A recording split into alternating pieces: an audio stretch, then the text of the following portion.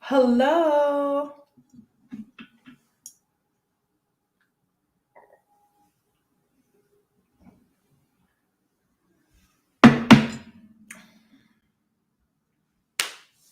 Let me see how many people get in here before we get started. Good evening. Hopefully, I don't have a scattered brain or fog brain tonight because last night was a mess. Let me see if I can. Ooh, I mean, do you want to be all up in my face like that, or? Okay, let's see. Okay, that's better. So, this is going to be my first esoteric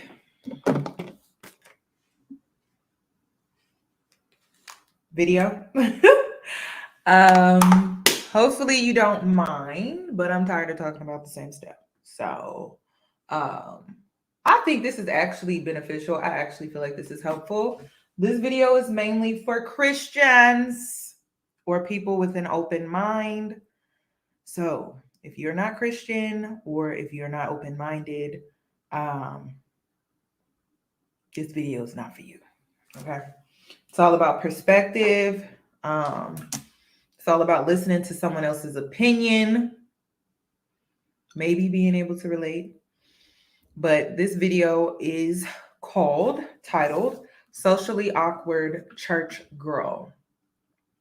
I'm really excited about tonight's video. Now, you guys know I don't consider myself to be religious because I consider myself to be more spiritual. I just don't feel like I fit in the realm of religion, but I grew up Christian. I grew up within the Christianity faith.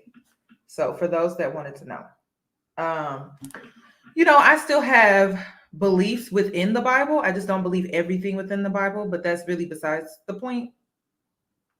The point is we're going to listen to what she has to say because at the end of the day, I did grow up in the church. I sung in the choir.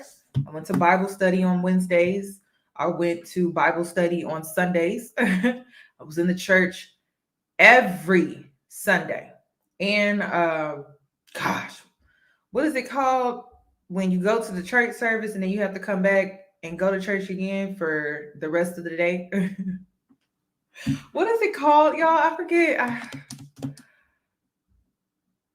Where you have like 2 church services back to back. Well, there's an intermission, a big dinner. I don't know. Okay. No, not Bible study. I went to lock-ins too. I did. I went to the lock-ins. No, it wasn't Bible study. It was and it would go on. Sometimes it would be like all week. Like you would have church service on Sunday. Revival. Yes, I went to all the revivals. So yeah. So yeah, I was definitely the socially awkward church girl for sure. I have graduated. And the reason why I say that is because not because I walked away from the church, you guys. It was because I started to understand that, what you learn in church can be used to your benefit, but at the same time, you need to be practical. So I didn't turn away from church because I didn't want to be the socially awkward church girl. I did my own research, which I'm not going to get into why I'm not Christian anymore. But I will say that I was definitely the socially awkward church girl.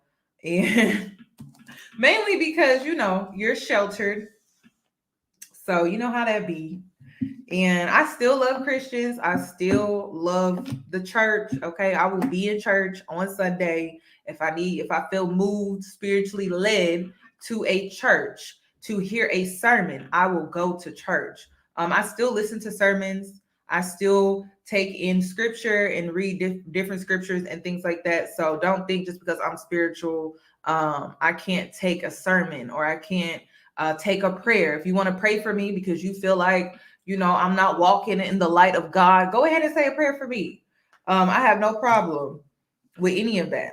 I will pray with you. But I also don't mind attending other types of services like Catholic church. I've gone to a Catholic church as well as a visitor, Jehovah Witness. I don't mind going and sitting with y'all. I'm a spiritual person, so I feel like if I'm called there, led there for whatever reason, I'm meant to be there for a reason, and I'm meant to hear a message. So that's how I live my life. I don't feel like I have to be confined to one circle or one area. I feel like I can get a message from just about anybody. I believe in earth angels. So my favorite one of my favorite shows back in the day was Touched by an Angel. I used to watch it with my grandmother all the time. And I don't know, like I really thought Touched by an Angel, like I really believe in earth angels. So that's just me. But let's go ahead and get into today's video. Now, I do have to start off with giving you some information regarding today's video. I will be bringing on the content creator that made this video. Her name is Samantha Cook here on YouTube. You will have a link to her YouTube channel. And I think her content is amazing. She does not get a lot of attention, a lot of traffic, a lot of views. And I told you guys that this year I was going to start reaching out to smaller YouTubers, and I wanted to bring them on. I don't want to do esoteric panels because I feel like it's toxic, it's drama. But what I will do is one by one, I will interview a smaller YouTuber and have a esoteric type of conversation or topic or something like that. I don't believe in doing panels because panels are very toxic. So, yes, Miss Samantha. Yes, yes, yes, yes. I love her content. I love her content. So we're going to get into it. Let me go ahead and play my intro and then I'll be back. So I'm going to be bringing her onto the platform, you guys. I'm going to be doing an interview. So after this video is saved, you can leave her a question if you have a question for her. I really want to bring her on and pick her brain because, you guys, this video was phenomenal. Okay. It was something I needed at 19, 20, 21, 22, 23, 24, 25. By the time I hit 27, it finally hit me. I think it hit me sooner than that, but it was like it really hit me at 27. I don't know. It's just something about 27 that really a lot of things hit for me. So let me go ahead and play my intro, and then we'll get right into today's topic. Hey boos, in this video, I give commentary based on my opinion. Nothing is to be taken as factual. We are just here to have conversation. We don't expose and we don't sip tea on this channel. I'm giving you real talk straight, no chaser. Let's see if you can handle it.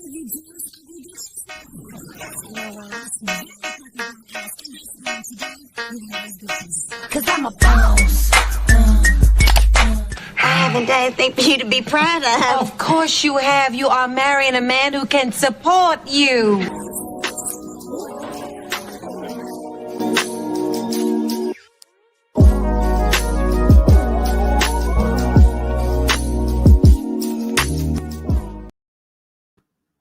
Okay, I am back. Someone is my sign. My sign is Aries. Yes, I consider myself to be a star seed, a moon child. Some even say that I am an earth angel. What else have I been called?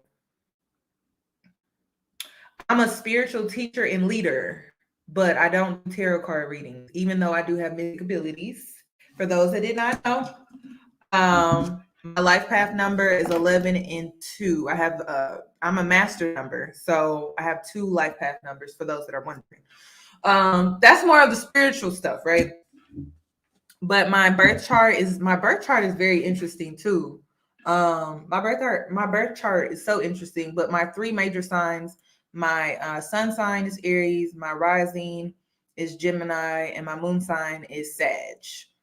My birth chart is split right down the middle, 50% masculinity and the other 50% is femininity, which I think that is just amazing.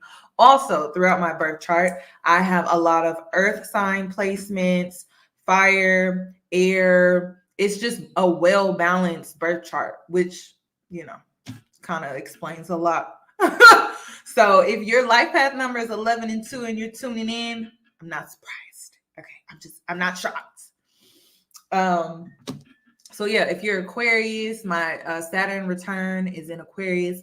We are also in the new age of Aquarius. So if you see me acting different, talking different, and things like that, I think after I found out my Saturn return, I'm like, oh, and this is the new age of Aquarius. So much makes sense because I feel like I've been like activated. If that makes sense, it may make sense to some people. So let's go ahead and get into today's video. So I wanted to start with celibacy. Like a lot of people don't understand the difference between celibacy and abstinence. So I wanted to start with that. The state of celibacy is the state of obtaining from no. What did I write down? You refrain. Yeah, celibacy is you refrain from marriage and sex or sexual relations. But see, the kicker is this is where we get confused as today. So it's the practice of not having sex. That is what celibacy is. However, not everyone defines celibacy the same way. Some people abstain from all kinds of sexual contact. So that may include kissing or holding hands. Others only refrain from sexual intercourse. So everyone's celibacy journey is different. Abstinence, though, is the fact or practice of restraining oneself from indulging in something. And it could be alcohol, you guys. It doesn't have to be sex, or it could be sex. So based off of my research, abstinence versus celibacy, abstinence usually refers to the decision not to have penetrative sex. It's typically limited to a specific period of time, such as until marriage for some people. Celibacy is a vow to remain abstinent over an extended period of time. For some, this may mean their entire life. So it's very similar. I feel like if you're celibate, you're more like a nun or a monk or something like that. If you're abstinent, it's kind of like, okay, you can get married. I know they sound similar, right? That's what I said. But I feel like abstinence is more so like you can go get married or not really, but you can go and get married, have sex, and then just refrain from penetrative sex. So I don't know. But some people like they love to get in that debate. Well, that's celibacy or that's abstinence. It's basically the same thing, you guys. But some wanted to know the difference. So I wanted to give you the difference. And to me, if you're celibate, most likely like you're a nun, you're a monk. But if you're abstinent, you could just be refraining from sex or other addictions that you may have or something like that. But it doesn't necessarily mean that you haven't had sex before. Okay, or you haven't been kissed before. Celibacy, you haven't done anything. That's what they say. Somebody said, I'm still confused. Celibacy, you haven't done anything. Celibacy is more religious. That's why I said like a nun or a monk or something like that. Abstinency is more self. It's all about you. It's all about what you want. It's all about your time. It's all about you. It's not based off of religion. It's not based off of society. It's you, it's self. So celibacy, religion, abstinency is self. Okay, that's basically what I got. No, because you could be a virgin and be abstinent. That's what they saying. No, girl, I got this right from google.com. Okay, google.com. And the reason why I brought the definition was because people wanted to debate between jealousy and envy in my other video. And I'm like, today we're going to look at these definitions. That is what it says on Google, you guys. And basically what I got is celibacy is more religious based. Abstinency is more self, spiritual or whatever. But yes, you can be a virgin and be abstinent. You can be celibate and be abstinent. But you could be abstinent and you can kiss and do other things that I don't judge. But in celibacy, it's more so you don't do anything at all. But you know how we live in times where people try to rewrite these definitions. So I feel like that's where the confusion is coming in. And you know how that be.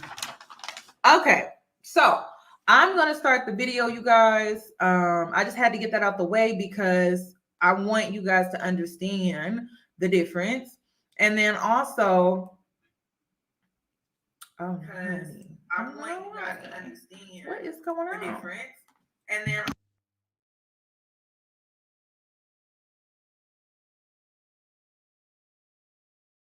I was like, wait a minute. Okay, let me pull up this video. I thought that was the video, but I guess I did not have it pulled up.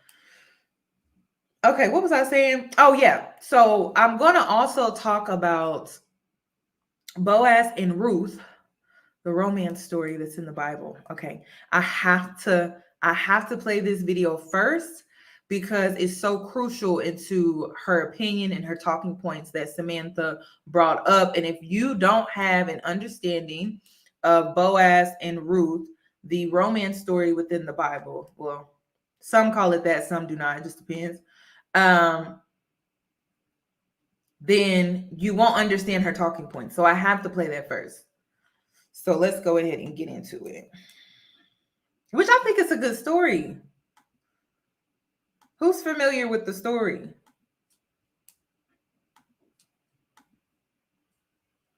Anyone? Anyone? The Book of Ruth. It's a brilliant work of theological art, and it invites us to reflect on the question of how God is involved in the day-to-day joys and hardships of our lives. There are three main characters in the book: Naomi, the widow, Ruth, the Moabite, and Boaz, the Israelite farmer. And their story is told in 4 chapters that are beautifully designed. Let's just dive in and see how this all unfolds. Chapter 1 opens with this line: in the days when the judges ruled. And it reminds us of the very dark and difficult. Okay, let me start it over. Okay. The Book of Ruth. It's a brilliant work of theological art, and it invites us to reflect on the question of how God is involved in the day-to-day joys and hardships of our lives. There are 3 main characters in the book: Naomi, the widow, Ruth, the Moabite, and Boaz, the Israelite farmer. And their story is told in 4 chapters that are beautifully designed. Let's just dive in and see how this all unfolds. Chapter 1 opens with this line: in the days when the judges ruled. And it reminds us of the very dark and difficult days from the book of Judges. And here we meet an Israelite family in Bethlehem, struggling to survive through a famine. And so, in search of food, they move on to the land of Moab, Israel's ancient enemy. And there, the father of the family dies, and the sons marry 2 Moabite women, Ruth and Orpah. And then the sons, they die too. And so they leave only Naomi and these new daughters-in-law. And so Naomi, she has no reason to stay anymore. And so she tells her new daughters-in-law that she's moving back home. And Naomi, she knows that the life of an unmarried foreign widow in Israel is going to be very hard. And so she compels the women to stay behind. Orpah agrees, but Ruth does not. She shows remarkable loyalty to Naomi. And she says, wherever you go, I'm going to go. Your people will become my people, and your God will become my God.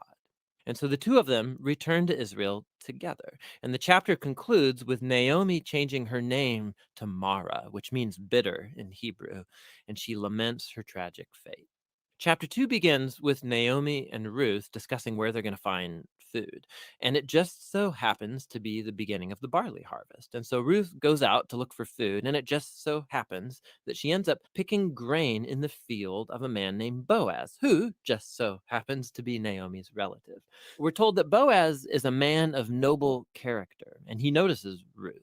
And so after finding out more about her story, he shows remarkable generosity to her. He makes these special provisions so that the immigrant Ruth can gather grain in his field. And in doing so, Boaz is actually obeying an explicit command of the Torah to show generosity to the immigrant and the poor. Boaz is so impressed by Ruth's loyalty to Naomi. He prays for her that God will reward her for her boldness. So Ruth comes home that day, and Naomi finds out that she met Boaz, and she is thrilled. She says Boaz is their family redeemer. Now, this family redeemer thing, this was a cultural practice in Israel where if a man in the family died and he left behind a wife or children or land, it was the family redeemer's responsibility to marry that widow, to take up the land and protect that family. So Naomi, she begins to hope that perhaps there might still be a future for her family. Chapter 3 begins with Naomi and Ruth making a plan to get Boaz to notice their situation. So Ruth is going to stop wearing clothes of a grieving widow, and she's going to show signs that she's available to be married. And so Ruth goes to meet Boaz on the farm that night. And as she approaches, Boaz wakes up and he's totally startled. And Ruth makes her intentions very clear. She asks if Boaz will redeem Naomi's family and marry her. Boaz is once again amazed by Ruth's loyalty to Naomi and her family, and he calls Ruth a woman of noble character. It's the same term used to describe the woman of Proverbs 31. So Boaz tells Ruth to wait until the next day, and he will redeem both Ruth and Naomi legally before the town elders. And so the chapter ends with Ruth returning to Naomi, and they marvel together at all of these recent events. In chapter 4, it all comes together.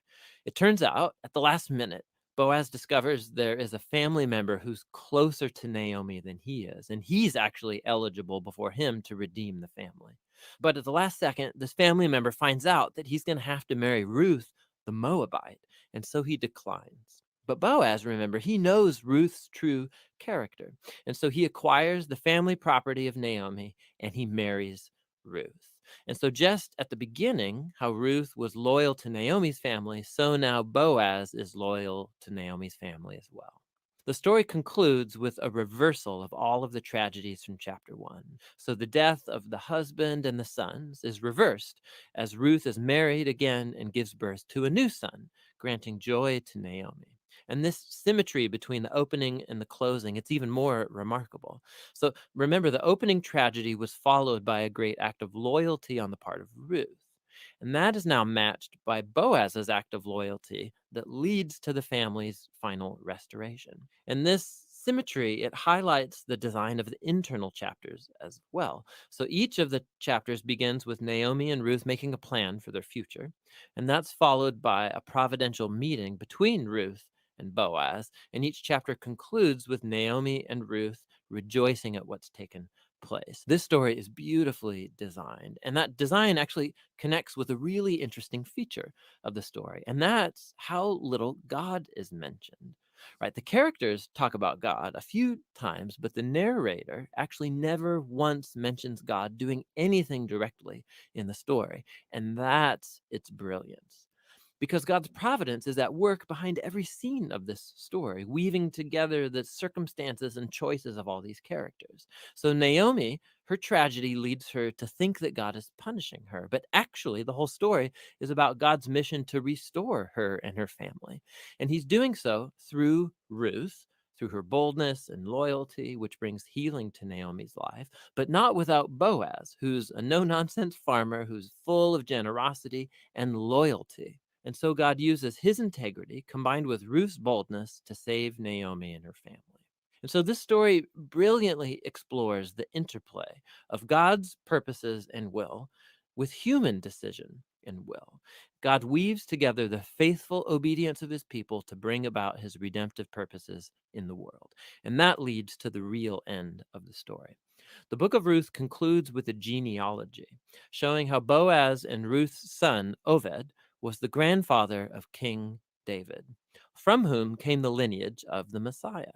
And so all of a sudden, these seemingly mundane, ordinary events in this story are woven into God's grand story of redemption for the whole world.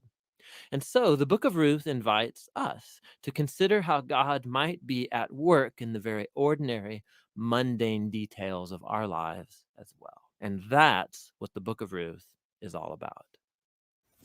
Today, I want to talk about the socially awkward due to being raised in a church. And I don't want you guys to be mad at your parents for having you live in a church. because they weren't doing it to you, they were doing it for you. They were trying to protect you. If you were born in the 60s and 70s, you were dealing with sex, drugs, and rock and roll. And in the 80s and 90s, we were dealing with the crack epidemic, and then in the 2000s, here's the gay agenda, and all kind of other stuff that cropped up. So they were trying to protect you from the world, but they protected you without, giving you really the tools to live. And I want to, go start with a story. We talk about Ruth and Boaz, but has anybody ever stopped to think about the other women who worked in Boaz's field that didn't get picked? How were they going to get married? How were they going to level up? And back in those days, marriage was leveling up. Women could not earn. That's why even to this day, when a woman wants to brag, she says she has a husband.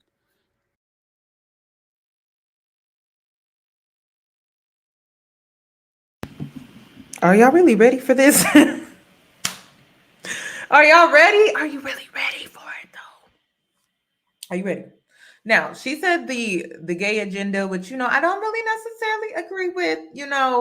I don't see anything wrong with being gay, okay? But you know what the Bible says, right? And so, because this is a esoteric conversation, I'm not going to get defensive, okay? That's what they believe. That is what they believe, okay?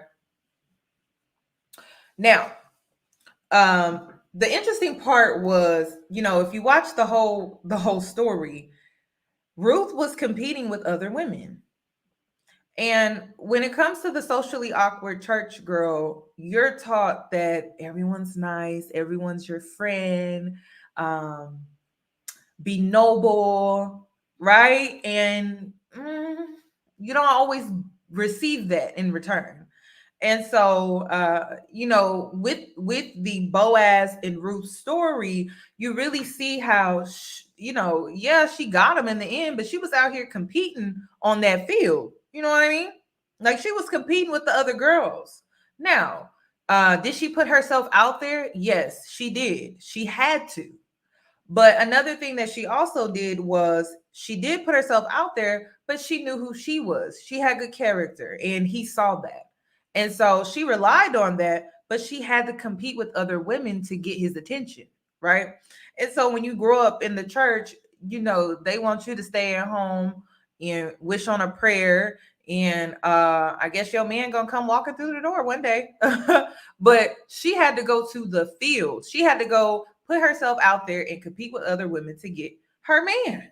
So, that is part of the story that I don't feel like is being taught to church girls. So, something to think about, but let her continue. Let's continue.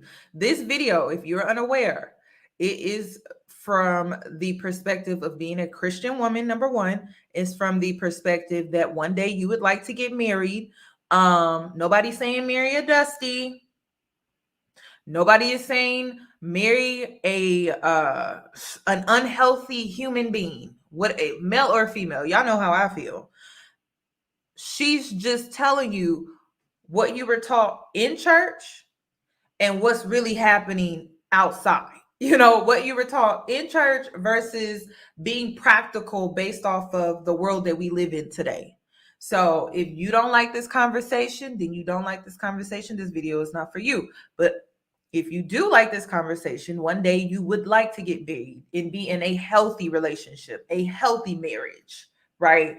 And live a healthy, peaceful life, then this video is for you. And she's going to explain to you how you can put yourself out there as the church girl or the socially awkward church girl, to put yourself in a position of being at a advantage instead of being at a disadvantage.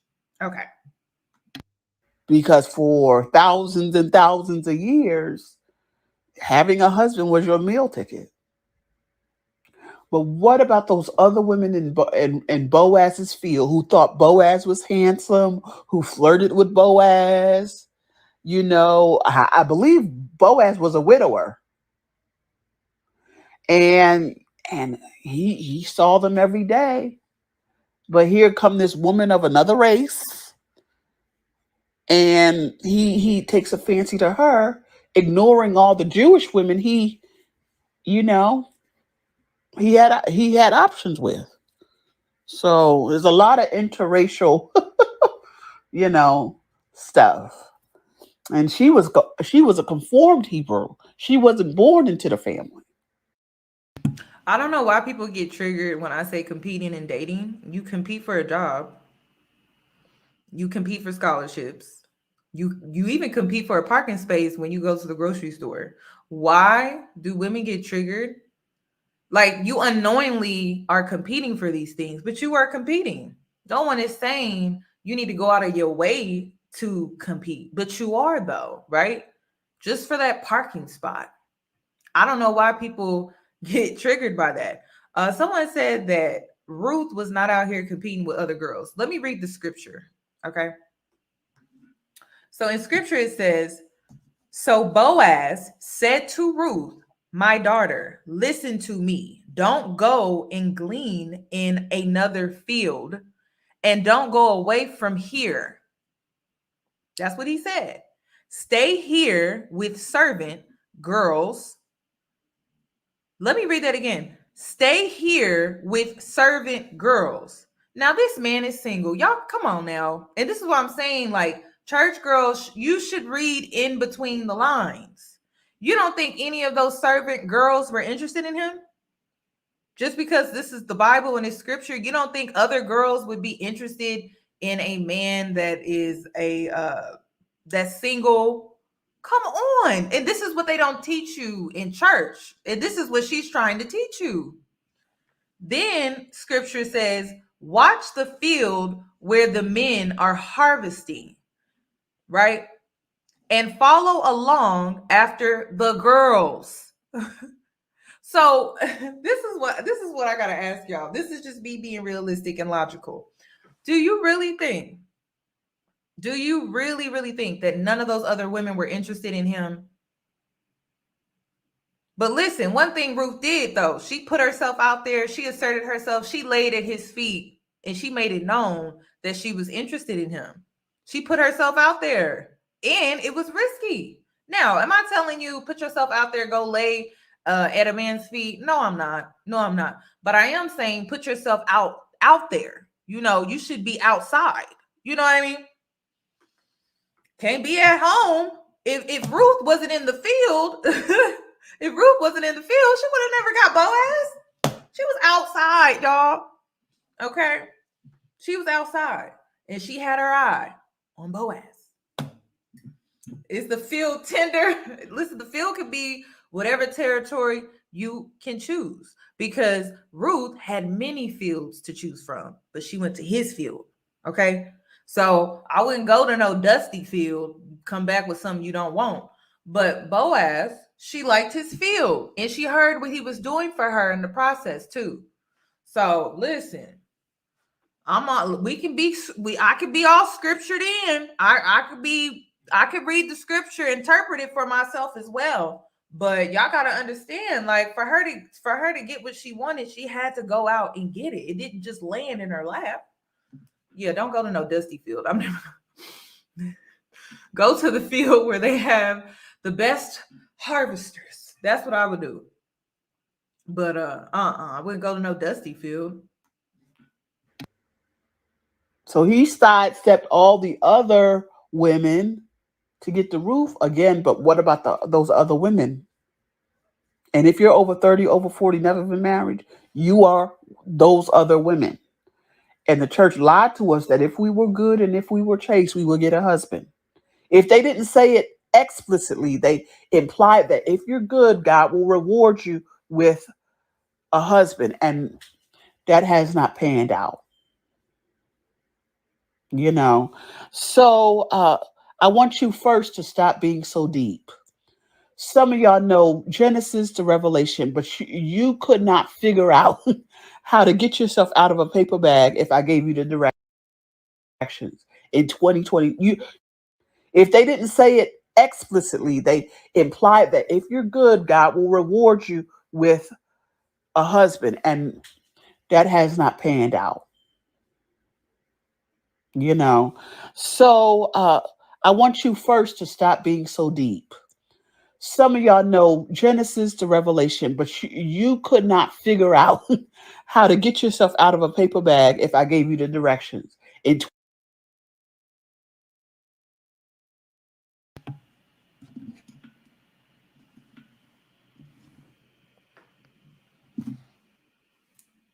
I'm excited for her to come on my channel.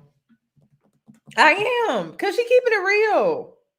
I fell victim to the good girl complex. I did. I fell victim to it. And it places you at a disadvantage. It places you at a major disadvantage. At a major disadvantage. And I didn't really catch on to it until 27. But the good girl, the virgin, in 2022, it places you at a disadvantage. Now, Samantha's not telling you walk away from your principles, your morals, your values, or anything like that. She's telling you to be practical. She's telling you to be balanced. She's telling you to be realistic. She's telling you to be sensible. That's what she's saying, while still reading scripture. Okay. Just saying. Now let's continue. Let's continue. Let's continue. This is an esoteric conversation. And I'm here for it. Cause I'm like, ooh, dude, she took it there. 2020, you're consumed with Moses. You're consumed with the first century church, but you don't know how to live in 2022. You know, you are literally got your hand to the plow looking backwards. And the church folks in the comments going to tell me what happens when you got your hand to the plow looking back. The Bible says you're not worthy of the kingdom. So I want you to stop being so deep. Pull back. What you've been doing has not worked. And so you can quote all these scriptures, and for you, your type is keeping, you want this perfect Boaz, and we all do. I ain't faulting you. But how to get there ain't what they told us.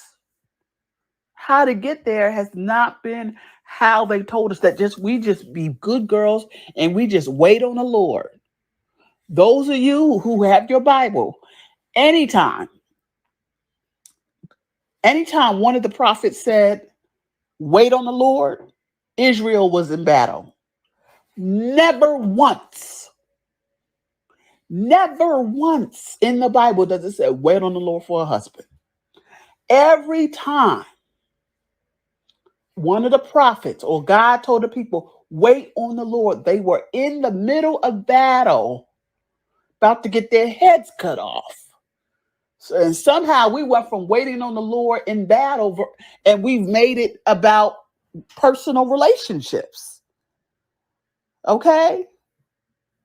So, those of us who've been in church, it's not about what the words say, but what does it mean? It's the context of those words. So y'all quoting scripture, and it don't even apply to personal relationships. Getting a man is a lot like a bus. Getting a man is a lot like getting a job. Numbers matter.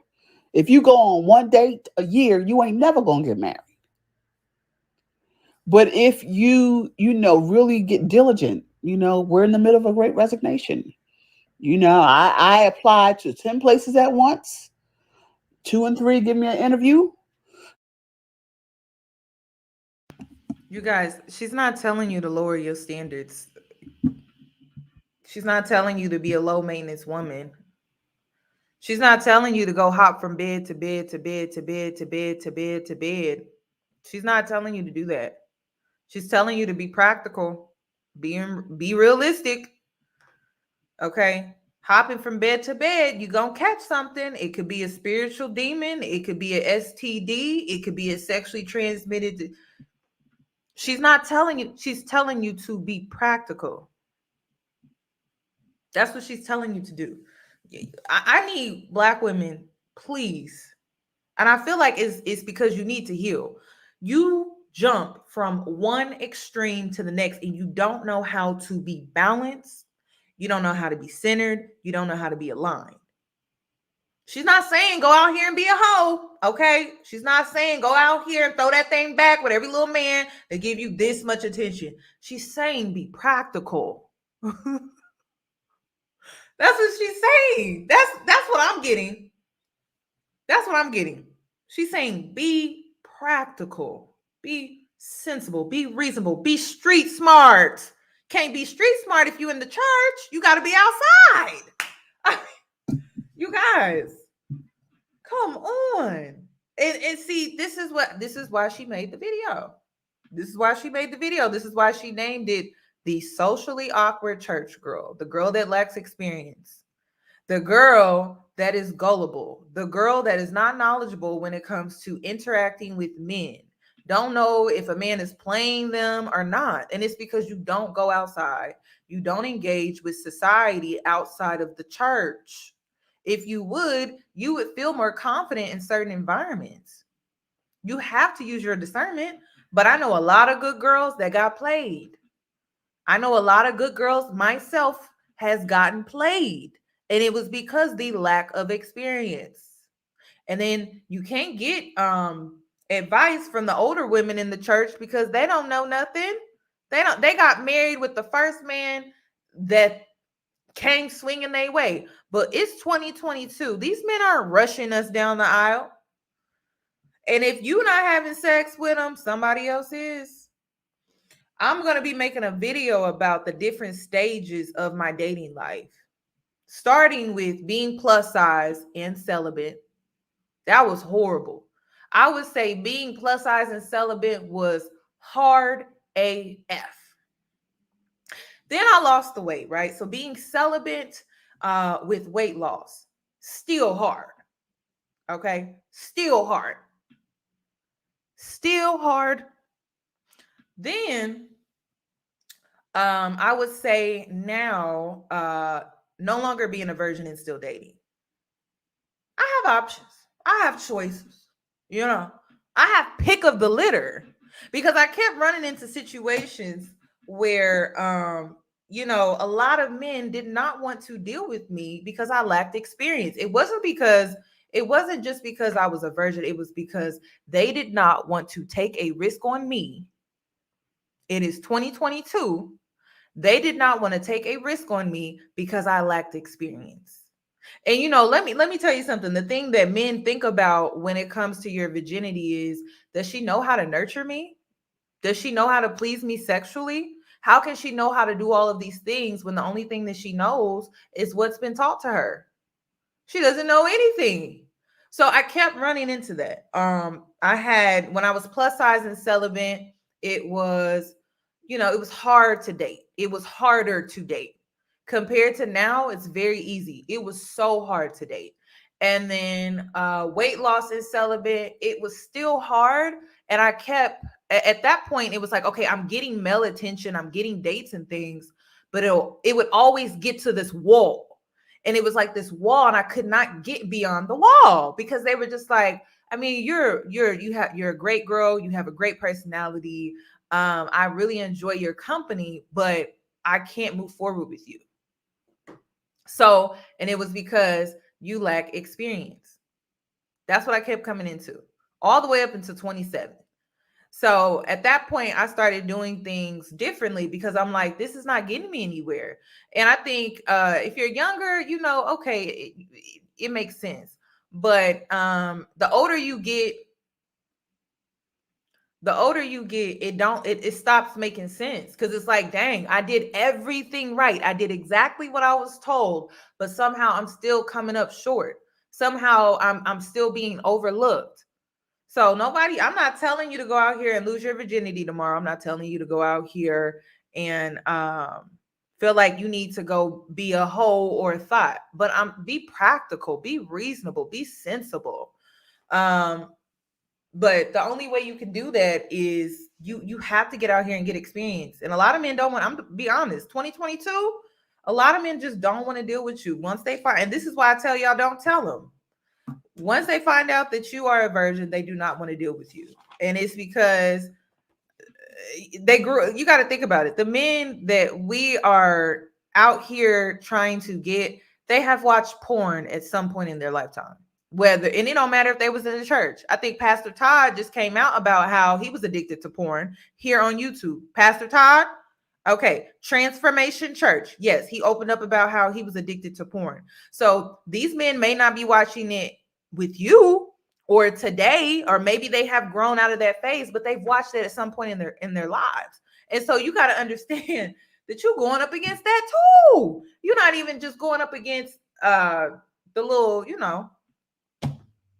the other type of women that are out here, but you also going up against his imagination, his sexual urges and desires and things like that. So it's just something that you have to think about and be reasonable and practical about.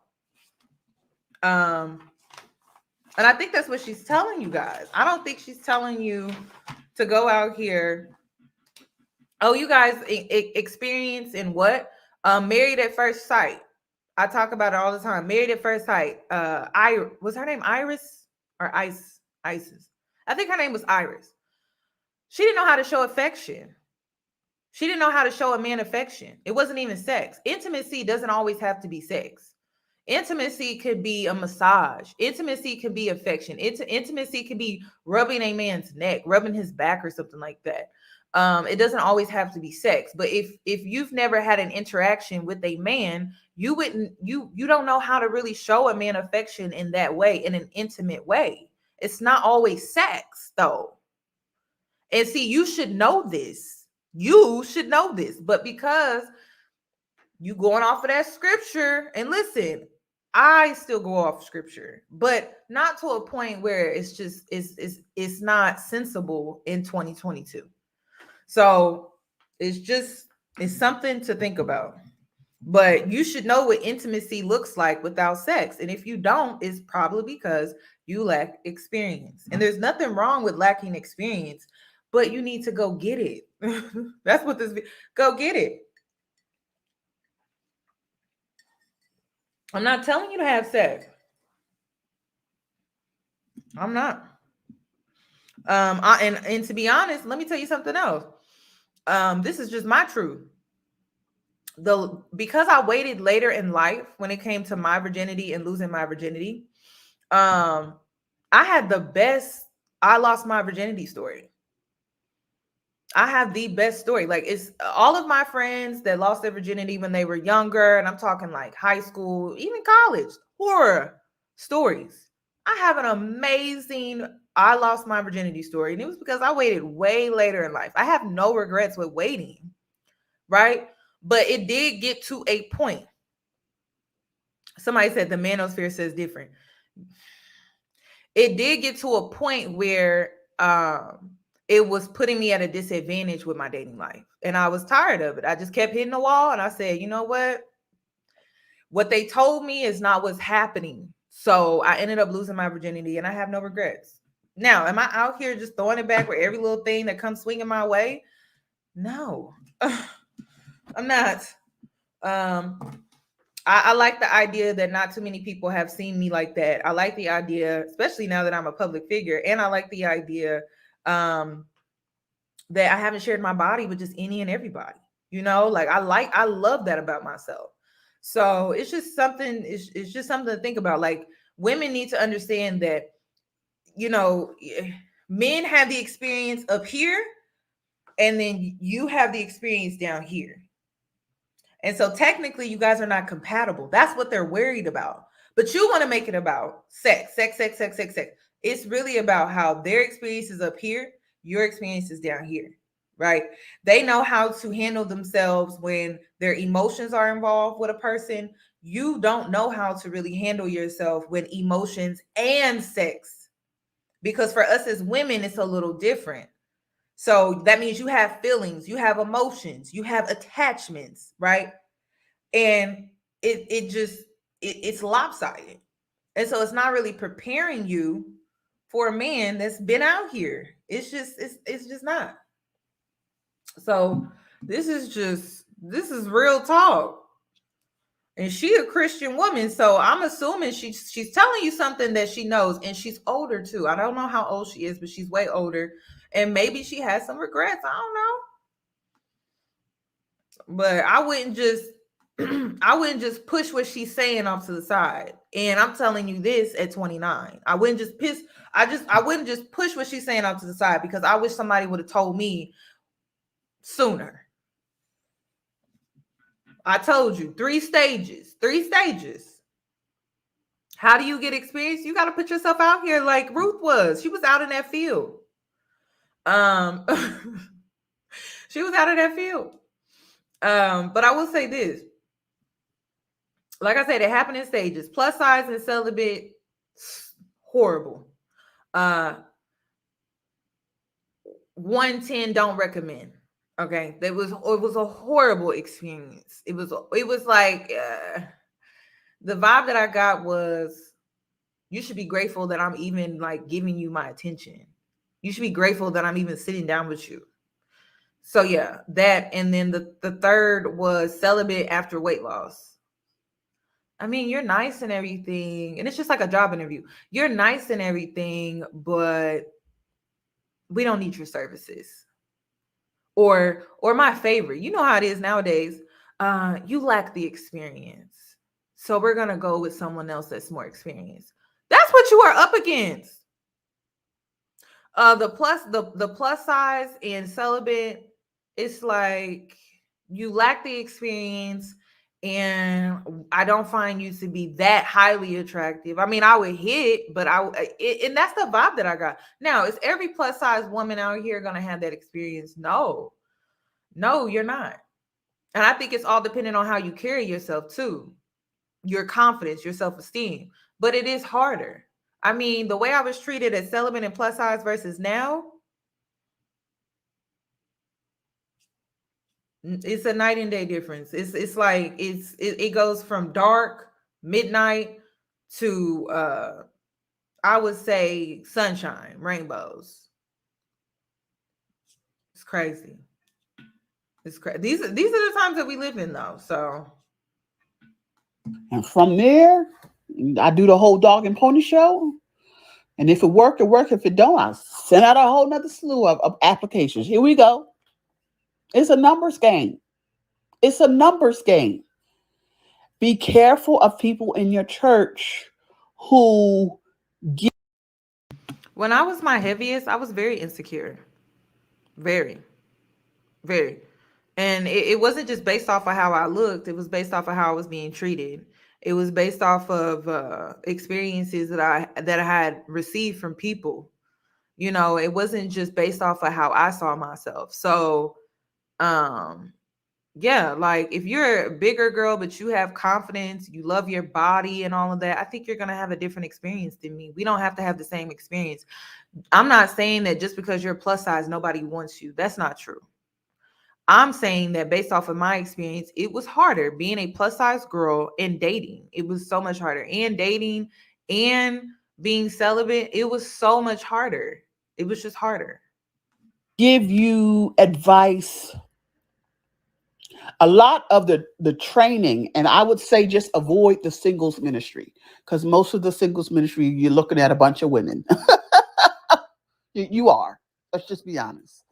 But a lot of, the dating advice is very antiquated. Don't go online to date. This is 2022.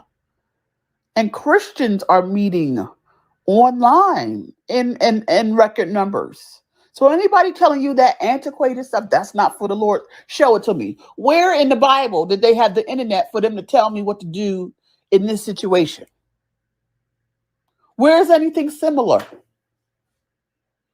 You have to adjust your life to the day in which you live. You can't keep applying first century Bible text to 2022. Sometimes it works and sometimes it doesn't. You guys, I say this all the time. People are so much nicer now that I'm smaller. It's scary. It's not enjoyable for real. Like I would say it's 50-50. Like 50% of it I feel is genuine love, right? But this other 50% is very surface level shallow, and I don't like it because I feel like it's fake. I want people to um love me and appreciate me in all my many forms and different layers, not just when I meet the standard according to society. I just don't like that. I don't like that at all. So when I speak on plus size women, I'm not looking down. I'm speaking on, first of all, I'm speaking on my experience. I was not confident at my heaviest. I just was not. I was not confident. Um, and mainly it was because my body hurt. I was in a lot of pain. My knees, my back, my ankles would swell a lot. Um, I had a shorter temper too. I had a shorter temper. Um I was just so uncomfortable in my body, mainly because of the extra weight and how it felt. It was hard on me. Do I feel like everyone is going to have that experience? No. I do feel like when you're a plus size, some of it too is that men will automatically look at you as insecure. And so, because you're plus size, they really feel like they can take advantage of you. They automatically assume that you're desperate because you're plus size. That was something I kept bumping into. And so, when you're plus size, they really think they can run game on you. Um, it's really sad how they treat plus size women in dating. Like, but I don't have any control over that. All I can do is speak my truth, and hopefully you guys understand where I'm coming from. I'm not looking down on you. I'm not judging you. I've been where you are, and it really sucks because the world is so shallow. And those insecurities that I had during that time, it's like every day they're being validated. And it's so scary. Like it makes me want to cry. Like I'm sorry, but it makes me want to get emotional because it's just like y'all have no idea. Like it has validated how shallow men are. It has validated how they really monitor your weight. They really look at you in that way, and it makes me not want to have kids, to be honest, because I already suffer from hormonal imbalance issues, which when you suffer from hormonal imbalance issues, it's harder for you to lose weight. And not only is it harder for you to lose weight, but the weight just doesn't come off easy. So it's like if I go and birth this man's child and he only got with me because of my body, right? And I'm not losing weight fast enough for him, that scares the hell out of me. Like that scares me so, like that triggers my fat girl trauma. And that's another thing, is that just because I look a certain way now, people don't think I have fat girl trauma. I've been to therapy. I have body dysmorphia, you guys. And so I even took a break from dieting because I had gotten so small. My head was like a bobblehead. I could show you photos, but I was trying to get skinny. And it was because I had body dysmorphia. Like it was horrible. So please don't just judge me based off of what you see today. Please understand that, I've been at my worst. I've been in between. And I feel like today I truly am at my best, mentally, emotionally, spiritually, physically. And I'm just happy to be here. But to get here was hell. Okay. It was freaking hell. It was hell. And I'm never gonna forget. I'm never gonna forget what it was like to be suicidal. I'm never gonna forget what it was like to be sexually assaulted. I'm never gonna forget what it's like to go through a depression. I'm never gonna forget what it was like to be outcasted as a child because I wasn't cool or I wasn't popular or I had K-Swiss shoes or I didn't do my hair a certain way or I wasn't into all the little things that girls my age were into, or I couldn't wear certain clothes because I was tall. I had to shop in the boys section for husky boy jeans. Like, I'm just not going to forget, and I understand people are not going to see all of my scars, but girl, That's all I to sum it up, girl. So when I speak on being plus size and celibate, it was hard. It's hard. And to any plus size woman that's out here and you're plus size, you're celibate, I understand how you feel. I don't feel like there's an easy solution to your problem. I just got to a point where I was fed up. I did. I wanted change and I knew what I had to do it. So I lost my virginity. I'm not saying that's what you have to do. I don't know what you need to do. I don't have advice for you on this one, sis. You're going to have to make that decision for yourself. And another thing is, I don't know it all. I have an opinion based off of my experience. I stand strong in my convictions because they're rooted in value and principles. But at the end of the day, I still don't have all the answers. I don't know what's going to work for you. I don't.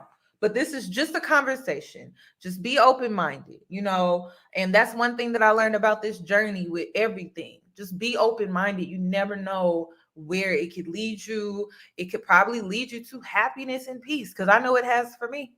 I don't have all the answers. So I just, and I get judged for that. Like, she thinks she know it all. I don't. If I knew it all, I have $1 million in my bank account right now, but I don't. So I don't know it all. And you know what? To be honest, I don't want to know it all because it seems like knowing it all is stressful. So we just going to sit here and have a conversation. You're going to take back away from this conversation and utilize what you want to utilize, whatever resonates with your spirit. Okay, that's number one. And whatever resonates with your soul, that is number two. And then it's your choice. Okay. I don't expect for y'all to be like me. And to be honest, I expect for you to do better than me, be better than me, have better than me. I don't care. Like this, I don't care about that type of stuff. So just take away from the conversation that you can use to your benefit. Just leave it at that. Okay. But yeah, I had to get that off my chest. Oh wait. And then a lot of us were not even, as Black women, a lot of us were not taught to date around. That was considered hoe behavior. And it's just like a job. Like you're not just going to apply to one job. I mean, there could be that one job that you really like, but you're going to apply to several because you have to. I just feel like you have to adjust to the times that you live in, meaning be practical. Be practical, be practical, be practical. And realistic when it comes to dating today.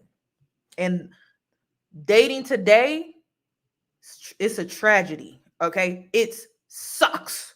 And I don't care if you Black, I don't care if you white, Hispanic, I don't care if you male or female. Dating today is a tragedy, girl. It's a tragedy.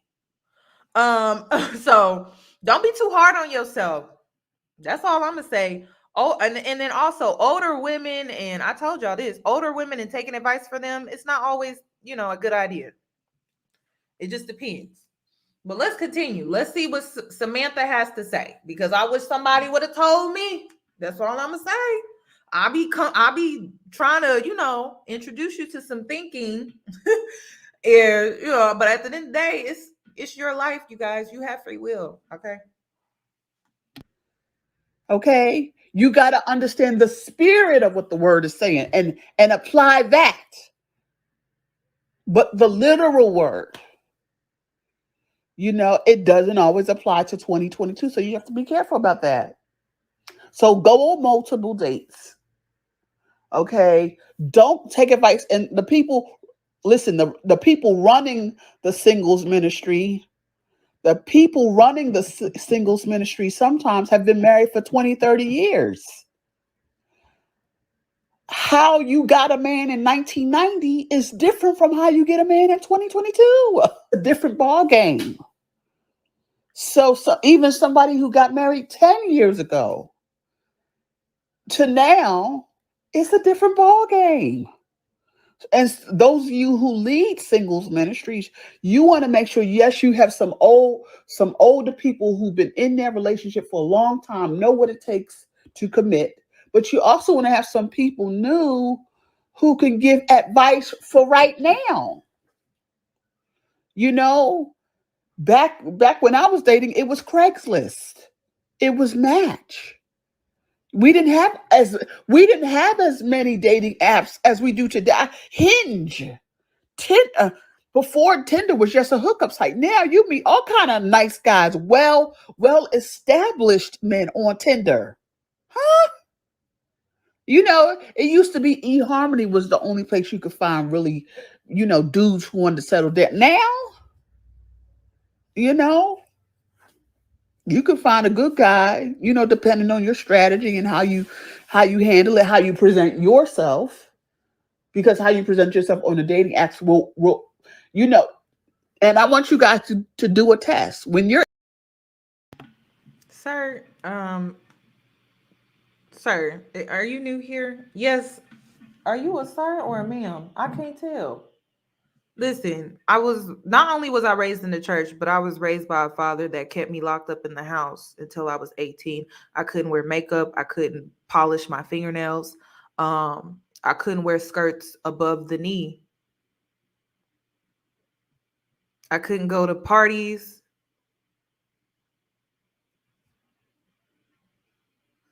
I mean, do you want more? I couldn't even dye my hair. I couldn't get highlights. I couldn't wear something as simple as eyeliner or mascara. I'll never forget when I got caught wearing eyeliner to school. This is high school, by the way. And I forgot to take it off.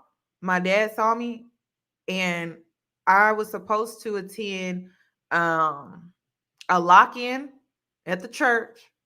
And I had to work the lock-in because my dad was a deacon, because he caught me going to school with eyeliner on, makeup on. And so I couldn't even have a night of fun with my friends at a very popular lock-in because he caught me with eyeliner on. Also, I had a cell phone roughly young. I want to say 13 because I traveled a lot. I played AAU basketball, ran AAU track. And so I had a cell phone because sometimes I would travel and my parents would not come with me. So in order for them to contact me, I had a cell phone. And so every day I could go to school and everything, but as soon as I got home, that cell phone had to be on my parents' dresser. Do you need any more information, sir? Because I hate it when people judge. Like there's so many layers here. So I was groomed to be a good girl, to be modest, right? I didn't even go to a prom because I didn't even want to go look for a dress. I did not. I went to the only school dance that I went to was in 7th grade, and I hated it because I was dressed like a church lady at a school dance in middle school. I couldn't even wear like a cute dress.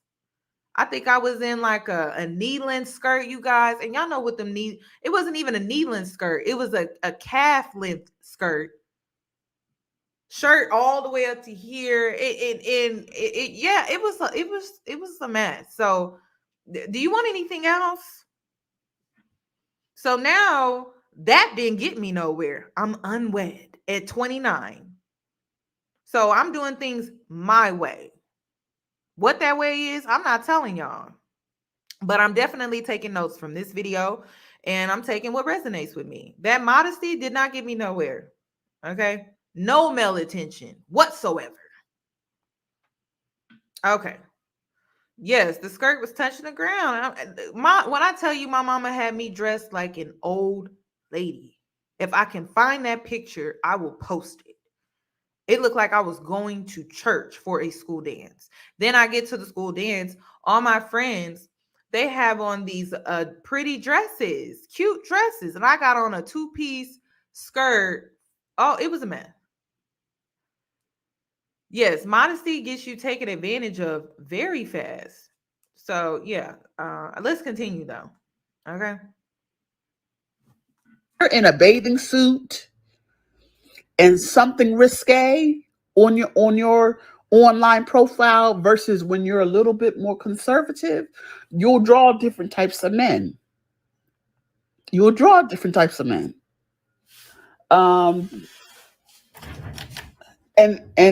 that leads me to my next point: dress. A lot of us who grew up in the church, we are very homely, and we not using that body that God blessed us with to catch the fish. You hear what I'm saying? We not using what we got to get what we want, ladies. Because when we grew up in church, cover, cover, cover, cover, cover, cover. Everything's about the male sexual appetite. We don't want to tempt the men. But honey, when you dating, you do want to tempt the men. And y'all, I be out here tempting them. Now listen, let me give you some, because I went through a phase, you guys. I did. A horrible phase. And you guys watched me go through a horrible phase. Okay. I always thought I had to have the loudest nails. I always thought I had to have the loudest hair. I felt like I had to dress like Fashion Nova, right?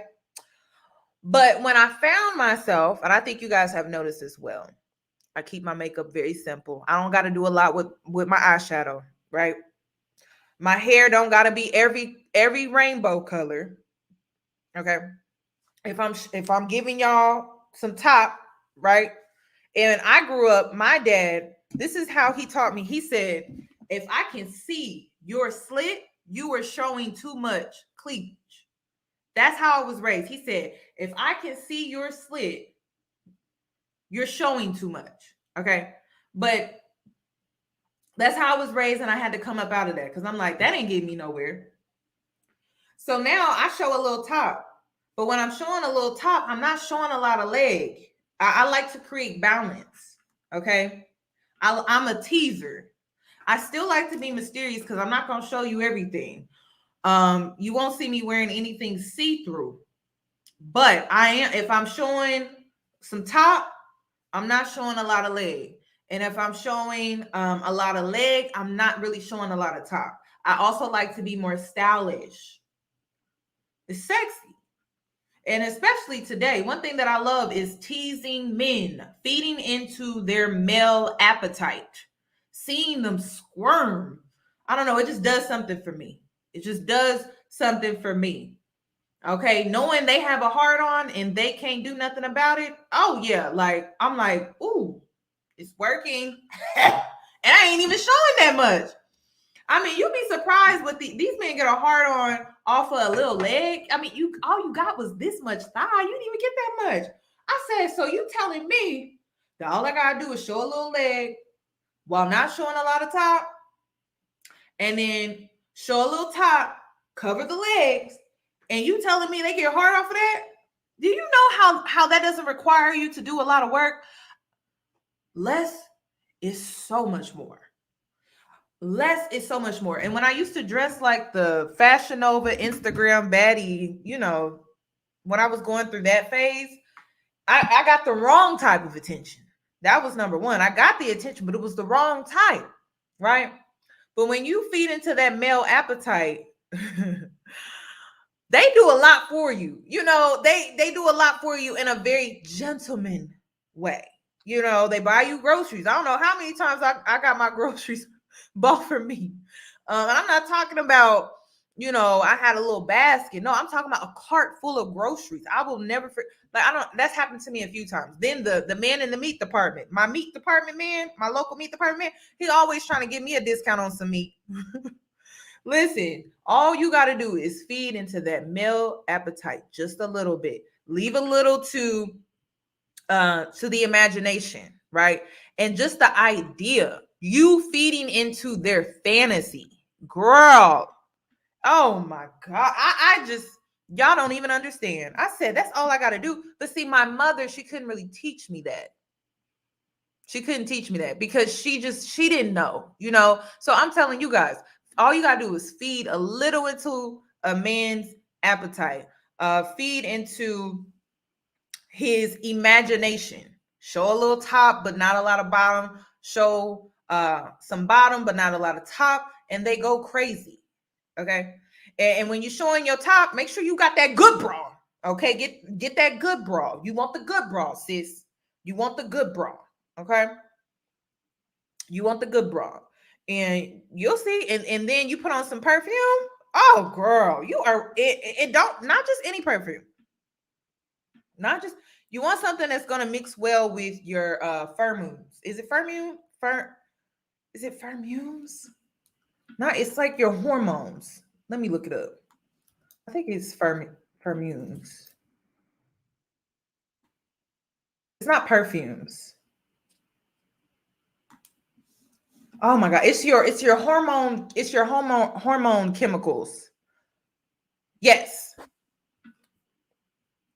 So you don't be out here getting what all these other girls get just because it's popular. You know, you actually need to get those little test bottles and see what really goes well with your chemical balance or your body's chemical DNA.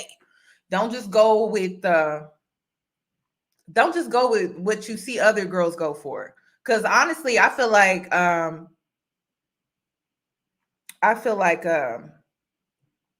my body mixes well with what is the name? It's called Kate Spade's.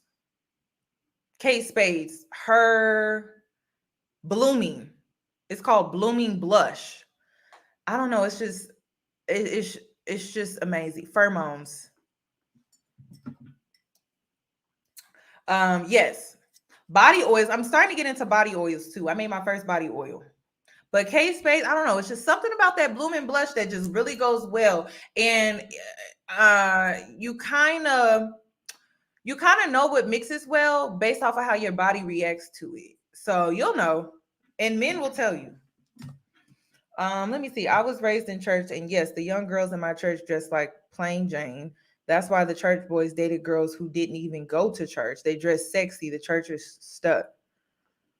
Really? Thank you for the super chat. Thank you for the super chat. But make sure you're getting perfume that really meshes well with your body's chemicals, because that really matters. And you'll know, like test a perfume, be out all day, like you've sweated a little bit, you're worn, right? And you smell yourself to see how that meshes with your body. That's how you can kind of tell. So yeah. And then let's continue. Yes, men love a seasoned woman, men love a polished woman. A polished woman is just a woman that has herself put together in a very polished way, right? It doesn't mean that you're wearing makeup. It doesn't mean that you're wearing weave. It just means that you are put together. Why y'all making fun of my meat man? That my meat man be hooking me up, okay? Especially when it comes to them crab legs. Okay. Let's continue. You do want to tempt the men. Even Christian men want something to look at. And you can still dress conservatively, but make it sexy. A little tighter, play around with colors, wear some heels. You know, if you haven't had your hair done in a little while, go get a sew-in for your first date. Okay? And so, get a wardrobe, especially when you're going out on dates. When you're just chilling, you can just chill. But when you're going out to the lounge, when you're going out to the bar, and listen, that's the place to meet single people. When you're going to a meetup, even if you're going to a business casual event, figure out a way to, accessorize it just to make it more prettier. You want to tap into your pretty. And you know what? You guys, biggest tip, okay? Biggest tip. You want to be conservative. You don't want to be Fashion Nova's model, right? Okay. V-cut tops, regular pants, just V-cut tops, regular pants, wrap dresses. I feel like every woman looks good in a wrap dress. I don't care if you're plus size, if you're in between, if you're slim. Wrap dresses look really, really good on a woman's body. Okay.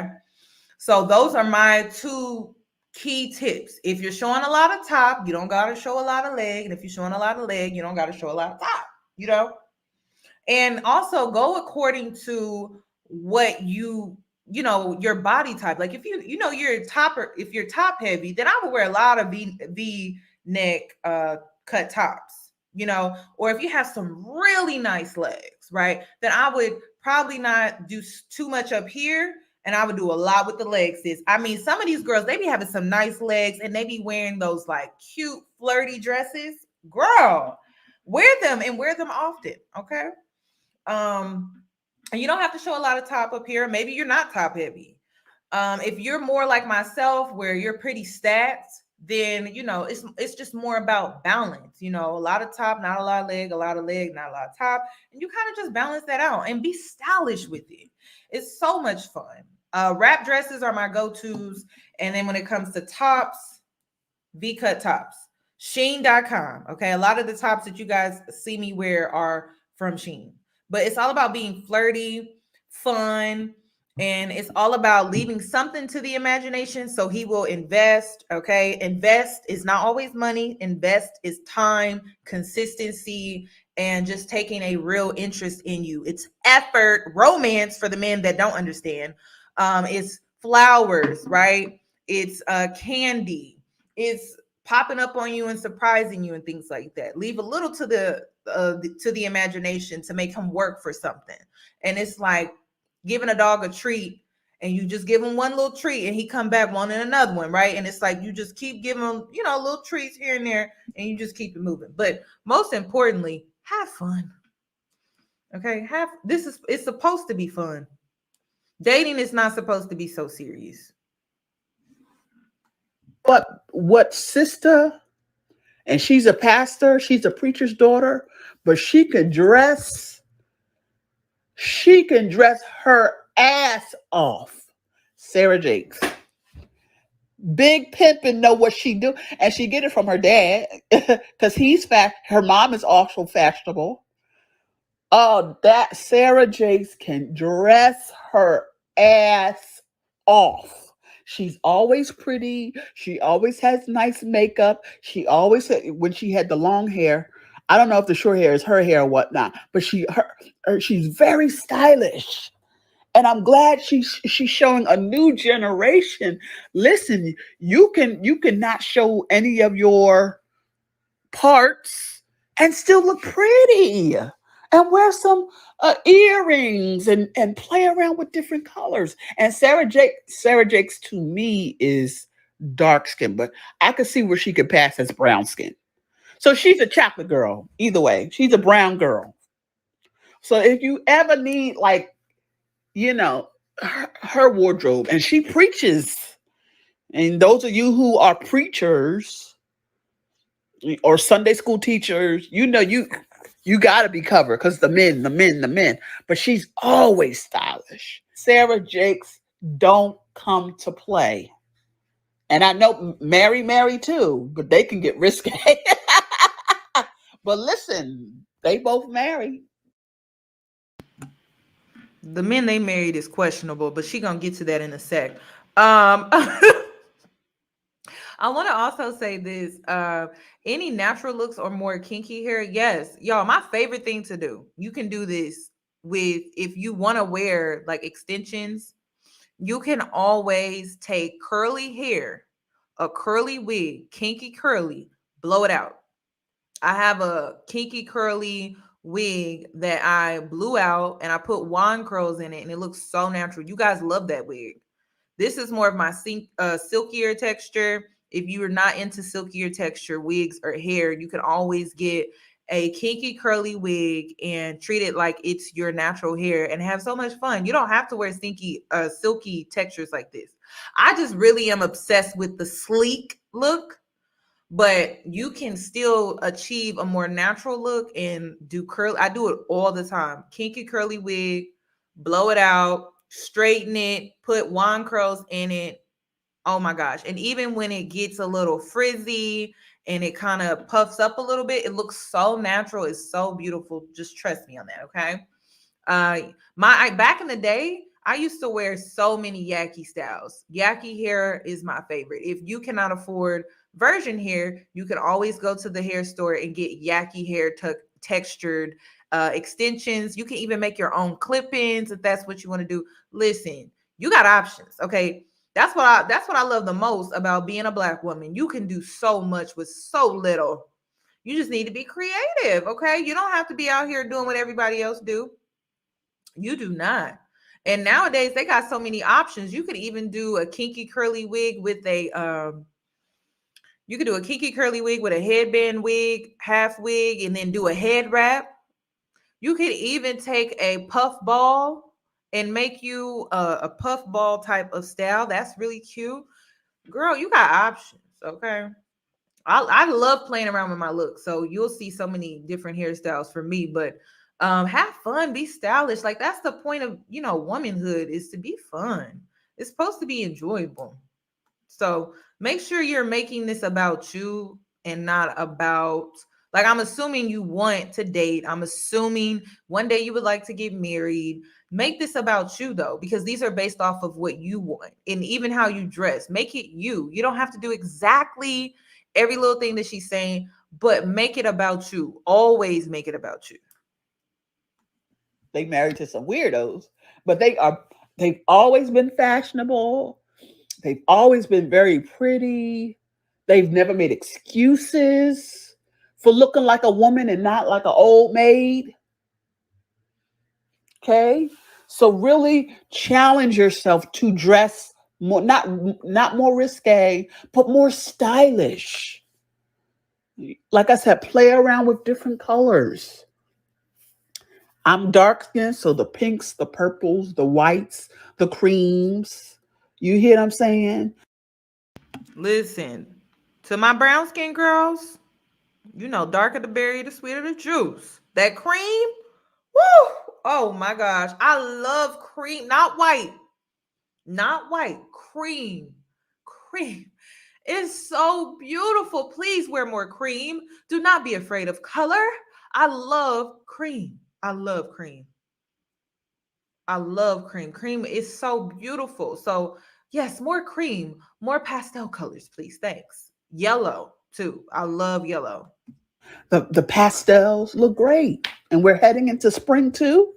Come on. It's February. I don't know where you guys live, but it's warm for February. I had to take off my jacket the other day. So sundress season gonna be coming early, ladies. But when you go to church, you don't know who's watching you. And you visit another church or go to your home church and just step your game up, you'd be surprised. Even the Christian men be like, "Hi, miss." They don't, look past you. They look at you. They look at you. Get your hair laid. If you natural, make sure it's nice and shiny and beautiful. Look your best. Look your best. And finally, and probably most important, find out who you are apart from a church girl. Who are you? Yes, you can have a full conversation about the life of Paul. But what else is to you? And here is where I want you to, like I said with the first video about this, you find one thing you've been interested in. Ceramics, pottery, public speaking, volunteer. Okay? And pick up one hobby and go every month. You're already in church, so that's a social thing, but pick up something else. So when you see the church girls, we were taught how to sit right like a lady. We were taught you sit with your knees closed and not to be too loud. So we were taught how to be a woman. We were taught how to be a wife and be submissive. But you're not exercising what you're being taught. Sitting up in your house, all you do is go to home and church. I want you to find one thing, a meetup group that meets, a lot of meetup. And I know meetup is dying, but for some groups, it's popping. So you got to find that group that's where it's popping. And every month they have stuff going on. Or find a Facebook group. What's one thing? Or find an exercise group. Find one thing to get you out of your shell. Something else besides home and church and work. Find something else. And if you're on a date, you go on Hinge, you go on Tinder, and you chat the guy up, and you do small talk, you know. That's why I want you to cultivate a life outside of church and work, because when you go on dates, you have something to talk about. You know what I'm saying? Maybe take a cooking class, take a baking class, take a nutrition class. Come on, a lot of sisters, a lot of saints need to lose weight. So we hide in church. We hide, and I want you to come out from among you. Stop hiding. Stop hiding. Okay? Stop hiding behind your scriptures. Stop hiding behind abstinence. Even Christian men want to taste before they buy. And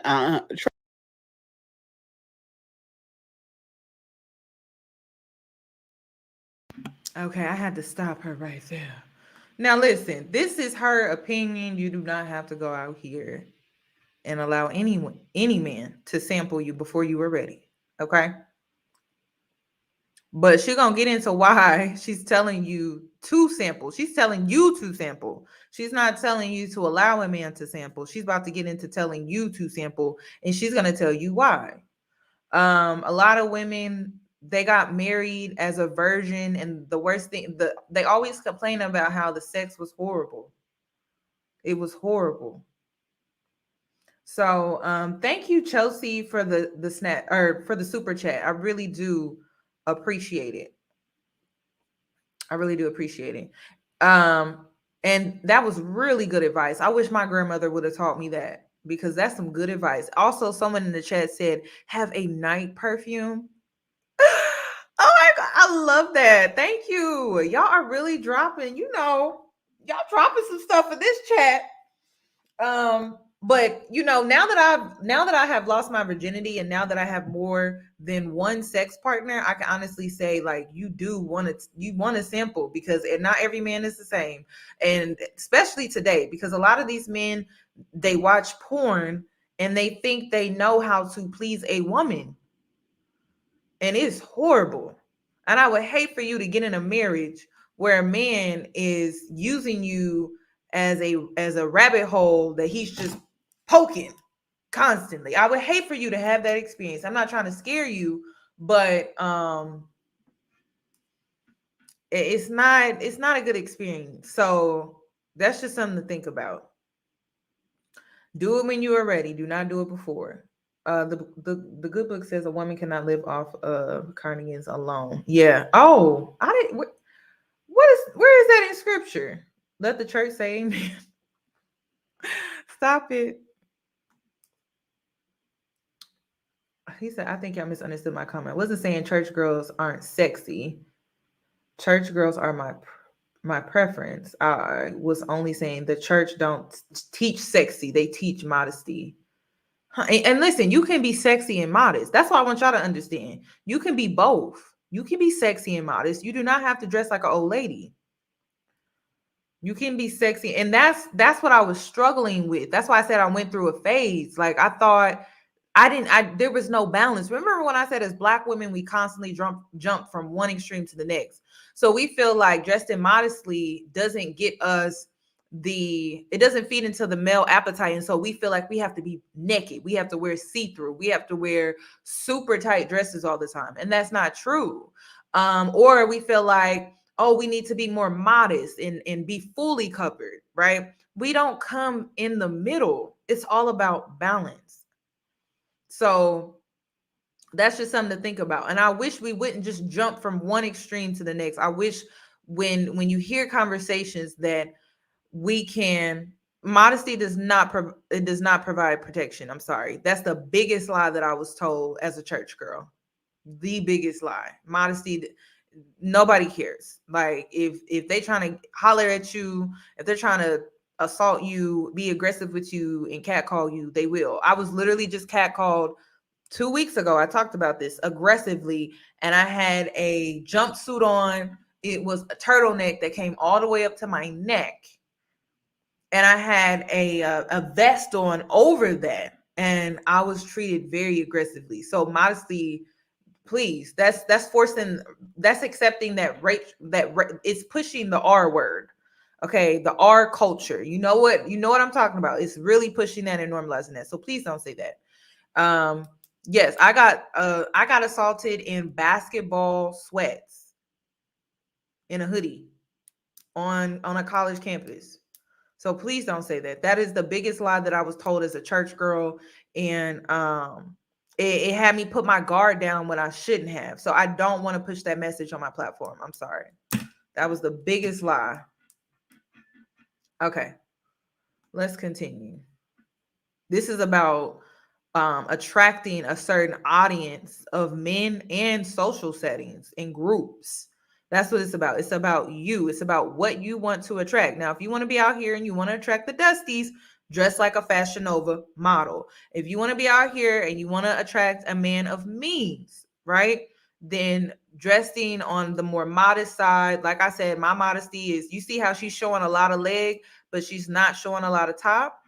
This is what I'm talking about. It's balance. She's still sexy. She's showing off her figure. She looks great. So it's all about balance. Trust me, sis. You want to taste before you buy. A lot of the scriptures, the 10 Commandments, do not commit fornication. And maybe you were sexually abused. Maybe your first husband, you did it the wrong way, or you had a baby. Some of you had a baby out of wedlock. So you ain't that chaste, and you've been beating yourself up all this time. The trauma of being a young mother and the shame, and now you don't want to touch anything that's, not been approved by your pastor. Like, you got to grow up. You got to heal yourself. Okay? Heal yourself. You had a baby out of wedlock, or somewhere along the way you messed up. Heal yourself, forgive yourself, and get back out there. I'm sorry, ladies. Practice makes perfect. And get away from the sister churches, and do something separate. Build a life separate from the church. Then it doesn't have to be, it can be, there's groups that go to museums. That's good fun. That's healthy fun. Find a group that, goes to different jazz events. That's wholesome. So I'm not saying to relax your morals. I'm just saying get a life. Get a life. And as you get more comfortable in these groups, people get to know you. You get to know them. You have a personality besides being the usher. You have a personality. You have something to talk about besides, your praise dance group. Because these men, they're high value men. They got a lot going on. They may be in a fraternity. They may be in a bunch of social groups, and they want you to kind of reflect them. They don't want you just to be this homebody. And you have the personality of a wall. You also want to get connected with your voice. That's another reason why you want to build this relationship, so you can stop talking. Because especially church girls, we're taught to shut up. We're taught to shut up. Men are taught early, talk, talk, talk, talk. But church girls especially, shut up and listen. So I want you to get comfortable with your voice. So when you go on these dates, you're comfortable talking. On these dates, you don't want to be. See, this is the hypocrisy. Don't tell women that they can't taste before they buy when men are not saying, son, you don't have to go out here sowing your royal oats everywhere.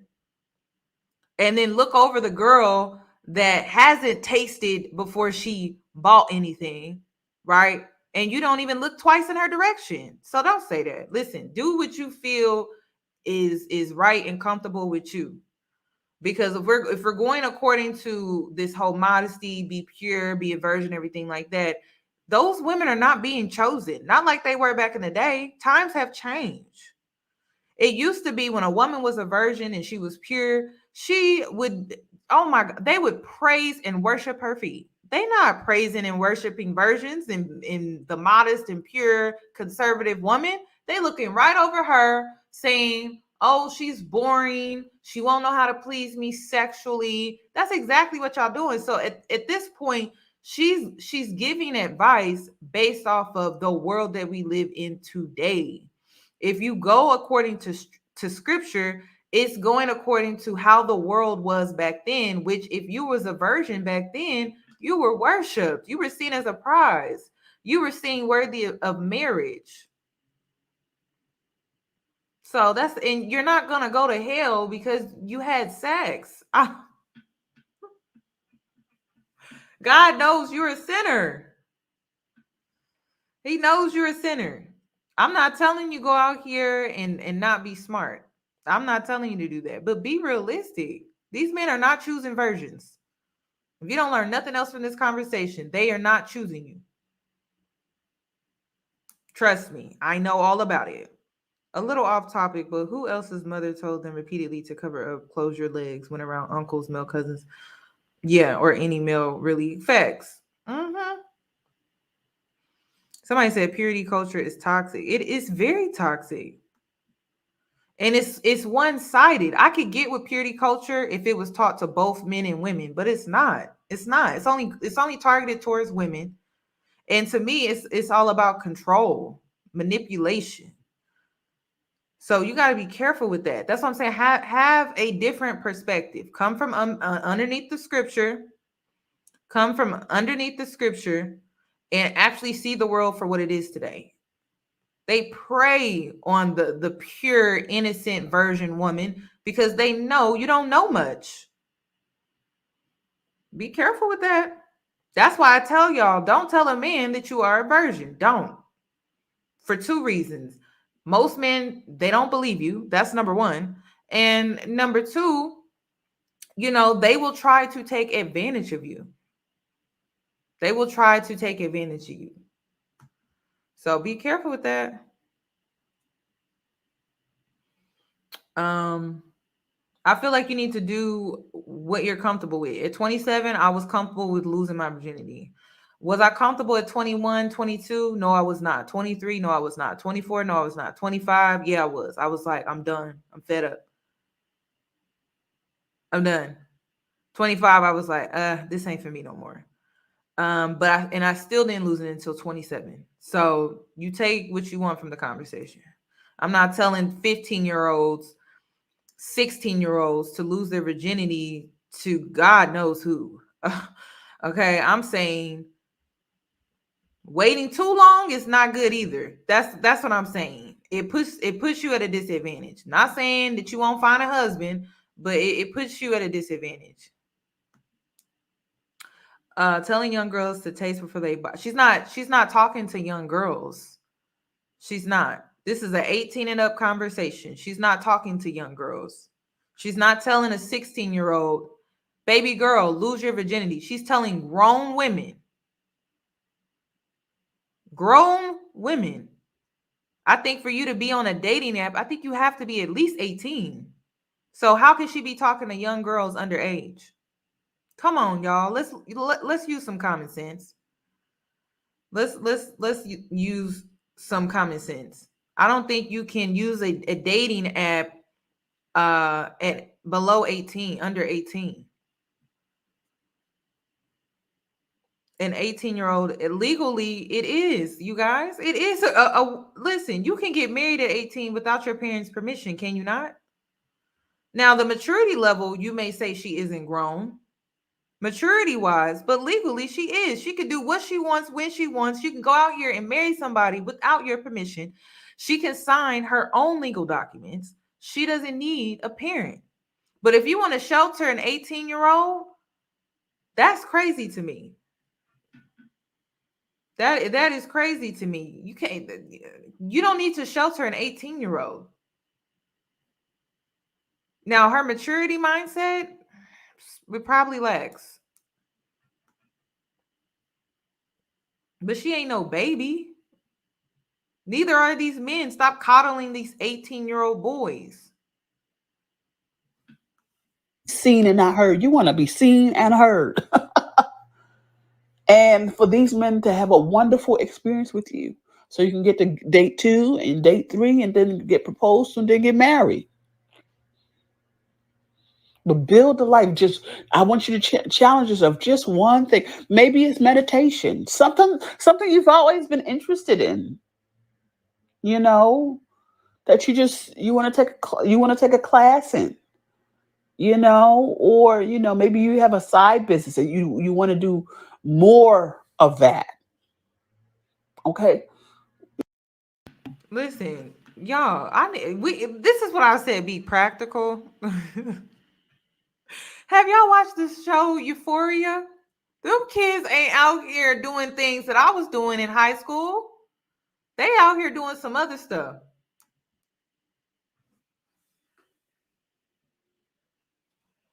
These kids out here doing grown people stuff. Okay? Like y'all gotta let that go. Like how you grew up when you were coming up, it's not how these kids are. These kids are being introduced to some things that are just like, wow. I was never introduced to. Sheltering an 18-year-old in 2022 does not make any sense to me. That show is very toxic, but a lot of people can relate to it.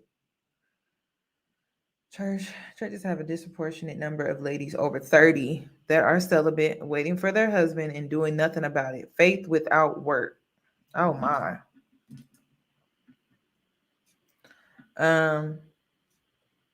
So yeah. Oh, someone said they all had they're being exposed to things at a very young age that we were not exposed to. So again, this is a woman that's giving you an updated perspective from a Christian standpoint, being practical, being reasonable, being sensible, but also understanding that the world that we live in today is, first of all, technology. It's just so different from what it was before. So I don't know. I don't know what to tell you. Like, are we living? And this is what I'm saying. Like, the Black community lacks growth. People still trying to live like it's the 90s. It's 2022. We are in a new decade. So let's continue. What does that need to look like?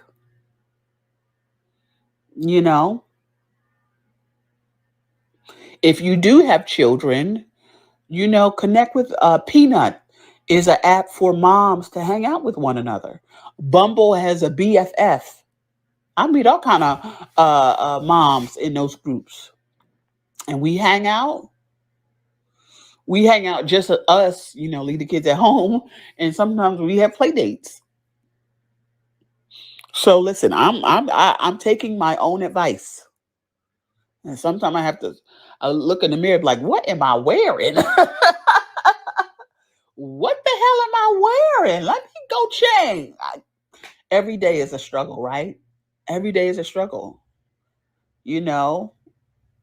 So drop down in the comments. Let me know what you think about this video. How are you? How are you as a church girl? How have you as a church girl come out of your shell? Those who have, and I'll stop there. I was going to say sometimes you have to dance with the devil because listen, the hoes getting wifed up. So the hoes get wifed up and the husband is trying to make them a housewife. You know why? Because the church girl is boring. She don't even know her body. You guys, I'm trying to be respectful. You got pastors out here getting caught on video, giving head and receiving it. And you want to ask why she's saying what she's saying? You cannot be serious. I'm not religious. I told y'all that. I'm trying to understand where she's coming from.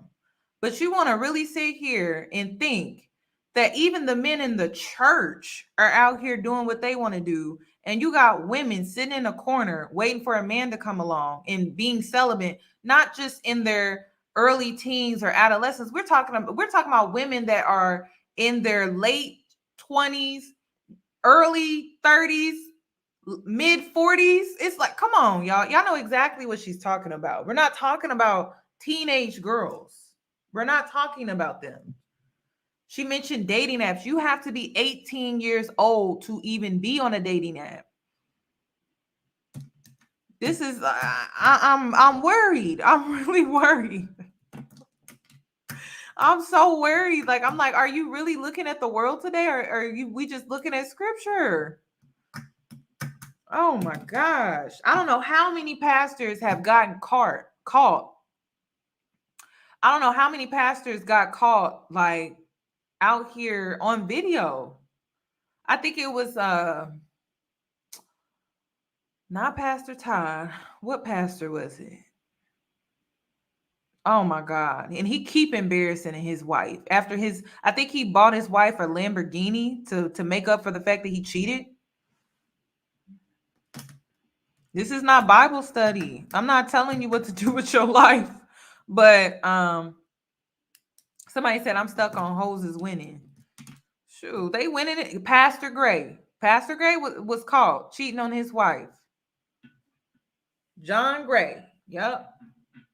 So, I mean, even like, it's crazy how these men can get in the pulpit and teach you to be modest, teach you to be pure, teach you to be this woman, and they out here sleeping with the opposite. So I don't know what to tell you. All I'm gonna say is be open-minded about what she's saying. And pastors are not gonna tell you this. They're not. They're gonna tell you to be modest. They're gonna tell you to wait on that husband to come along, because you're gonna keep coming to church, praying with them, putting money in their pocket, and then you're gonna go home, and then he's gonna go sleep with his mistress. That's exactly what's gonna happen. So I don't know what to tell you. Like, you guys, in life, nothing is guaranteed. That's all I'm gonna say. Nothing in life is guaranteed. Nothing. Absolutely nothing. You keeping your virginity versus you losing it. Nothing in life is guaranteed. You can be a virgin. You can go to church every Sunday. You can be the church girl and still not get married. You can lose your virginity. You can lose your virginity, live your best life, and still not get married. I just hate how values and principles only stop you. Like, values and principles is only defined by sex. It's more so character. So you're saying that people who engage in casual sex are horrible people with no morals, no character, no values? Or is it based off of is it really based off of character? I don't think someone engaging in casual sex makes them a bad person. I'm sorry. It makes you a sinner according to religion or in the Bible, but it doesn't make you a bad person. We're all sinners in God's eye. That's what I was taught. I don't think there's anything wrong with refraining from sex. I said that so many times. You can refrain from having sex. It's your body. It's not my body. So it's your choice. Like I said, you can do everything right.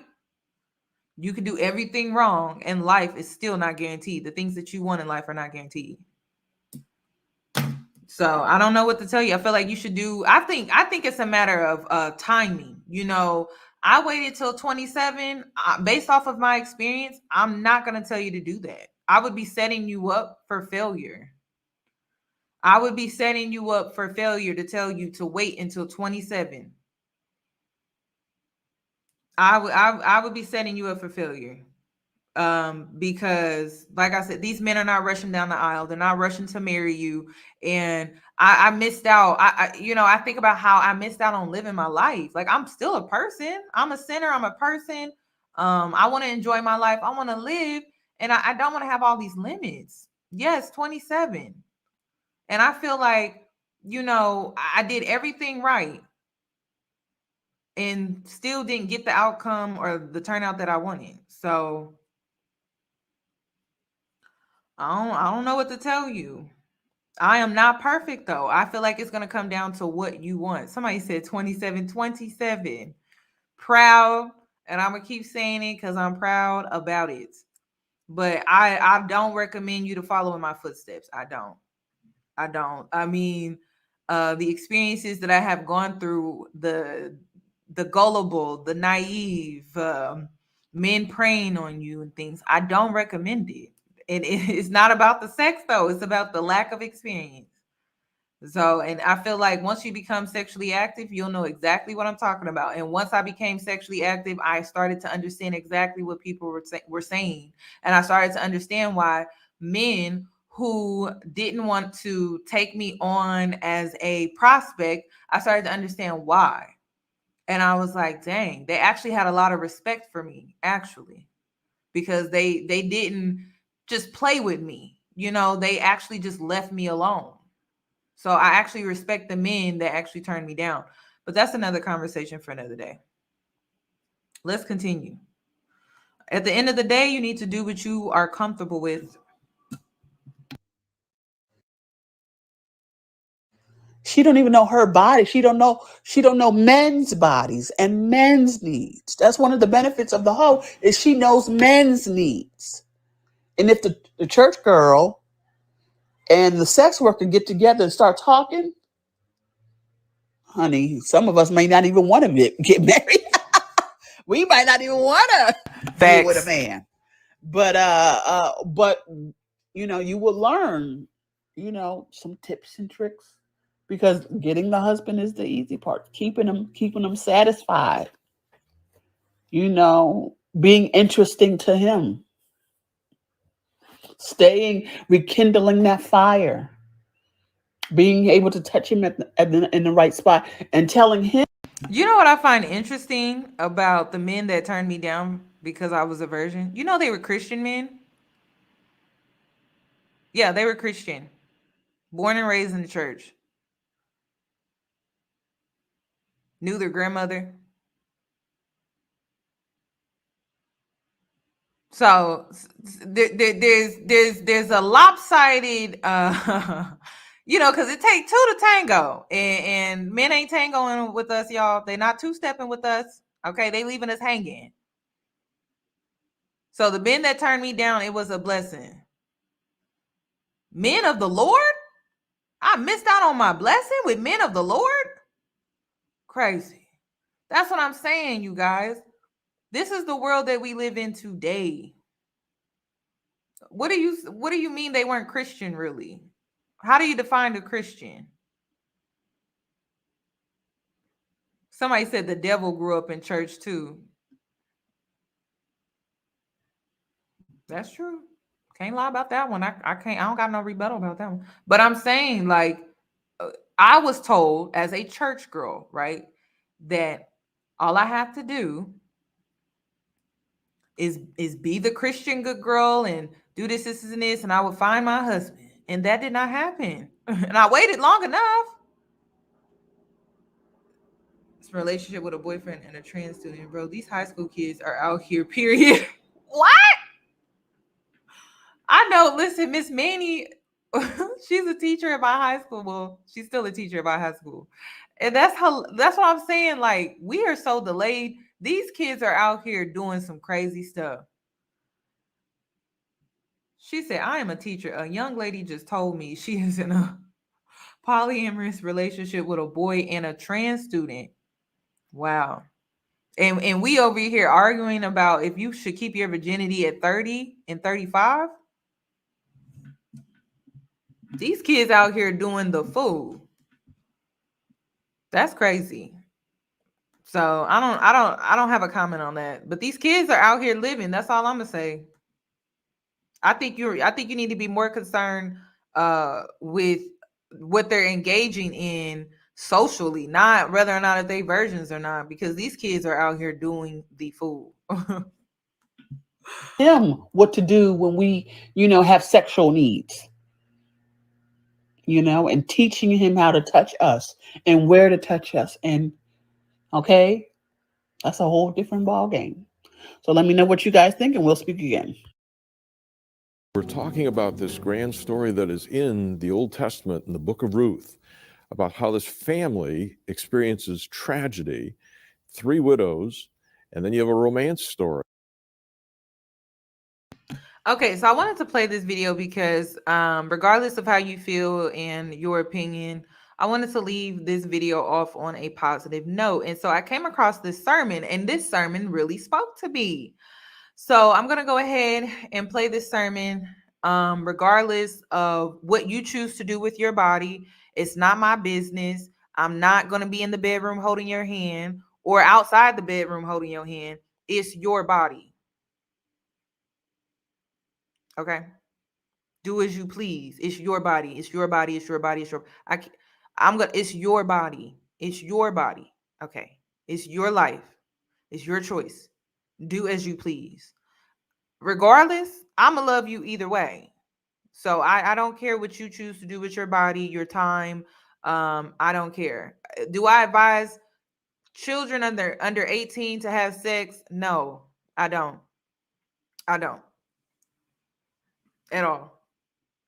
So do I promote kids being out here, or even if you're in college, to be irresponsible? No, I do not. With sex? No, I do not. Okay, this is really for the 25 and up club to me. Okay, let's continue. Let's see what the sermon has to say. He spoke about Ruth, the story, and so let's go ahead and listen to see what he has to say, because I really enjoyed what he had to say. But you end up with a lady by the name of Naomi that is still bitter, but she gets a child out of the wedlock between Boaz and Ruth. And there are some lessons to be learned, including why God put all of this information, this romance story, and this tragedy about this family into the Bible. What's the importance, Erwin? Well, first of all, let me say, remember, the book of Ruth took place during the time of the judges. It was a time of confusion. It was not easy to raise children in those days either. So for those of us who think to ourselves that we're in difficult times, let's remind ourselves that the Bible is full of stories that take place in times that are very bitter and difficult. And you're absolutely right. We have 3 widows, and the story is Naomi comes back to Bethlehem. Ruth, her daughter-in-law, comes with her, and Naomi says, I'm bitter. Don't call me Naomi, call me bitter, because God has dealt harshly with me. Now, of course, there is a wonderful lesson here also regarding community, because what happens is Ruth ends up becoming a part of the community, though she was a Moabitess. And as a result of that, she and Boaz marry, and they have a child. Now, here's what is so important. And this is really now the heart of why we're telling this story. What was God doing during those days of famine? What was God doing during those days of hardship when this woman went with her husband but came back a widow? Was God involved in this, or does God back off and say, well, situations like this are ones in which I play no part? God was doing something very special, because Naomi now becomes a grandmother, and Ruth, of course, has the child. And the Bible says they named the child Obed.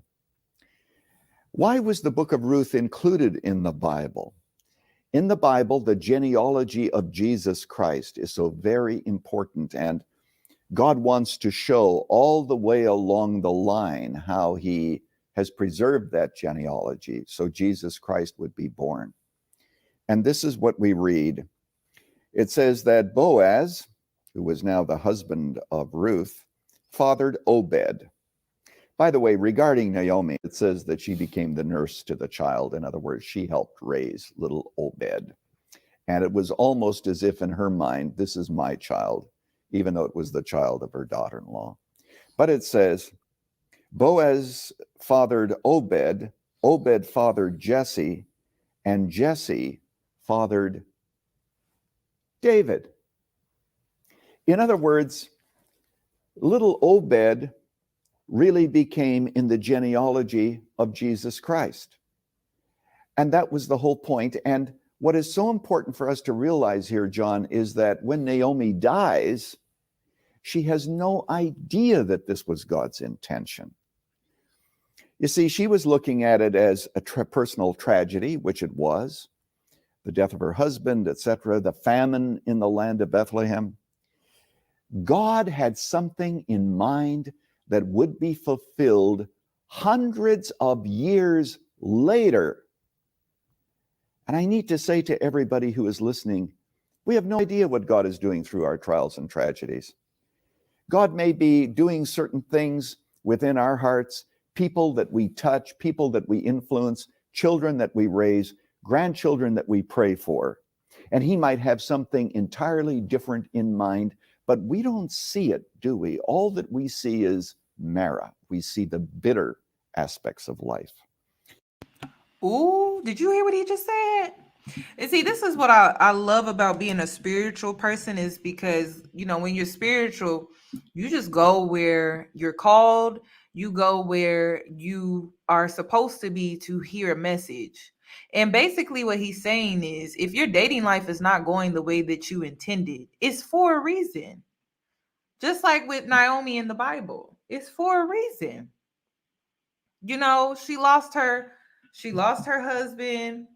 She had to be a widow, and you know, she was bitter about it. But she didn't trust God's plan for her. And that's what this is really about for me. Like, this sermon really touched me because I was, you know, doing research regarding this story, and I came across this video. I'm like, oh my God, I resonate with this so much. I really love this.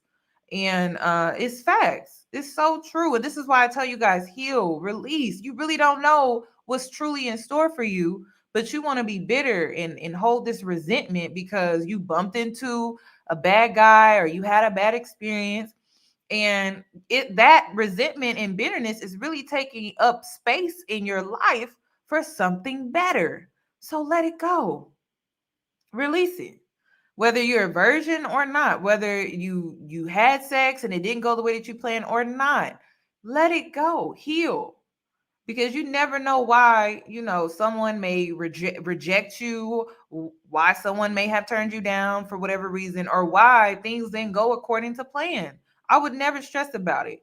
This is another reason, like his point too, is another reason why I'm not a desperate single woman wanting marriage, waiting on marriage. I'm just not desperate. I think I'm exactly where I need to be.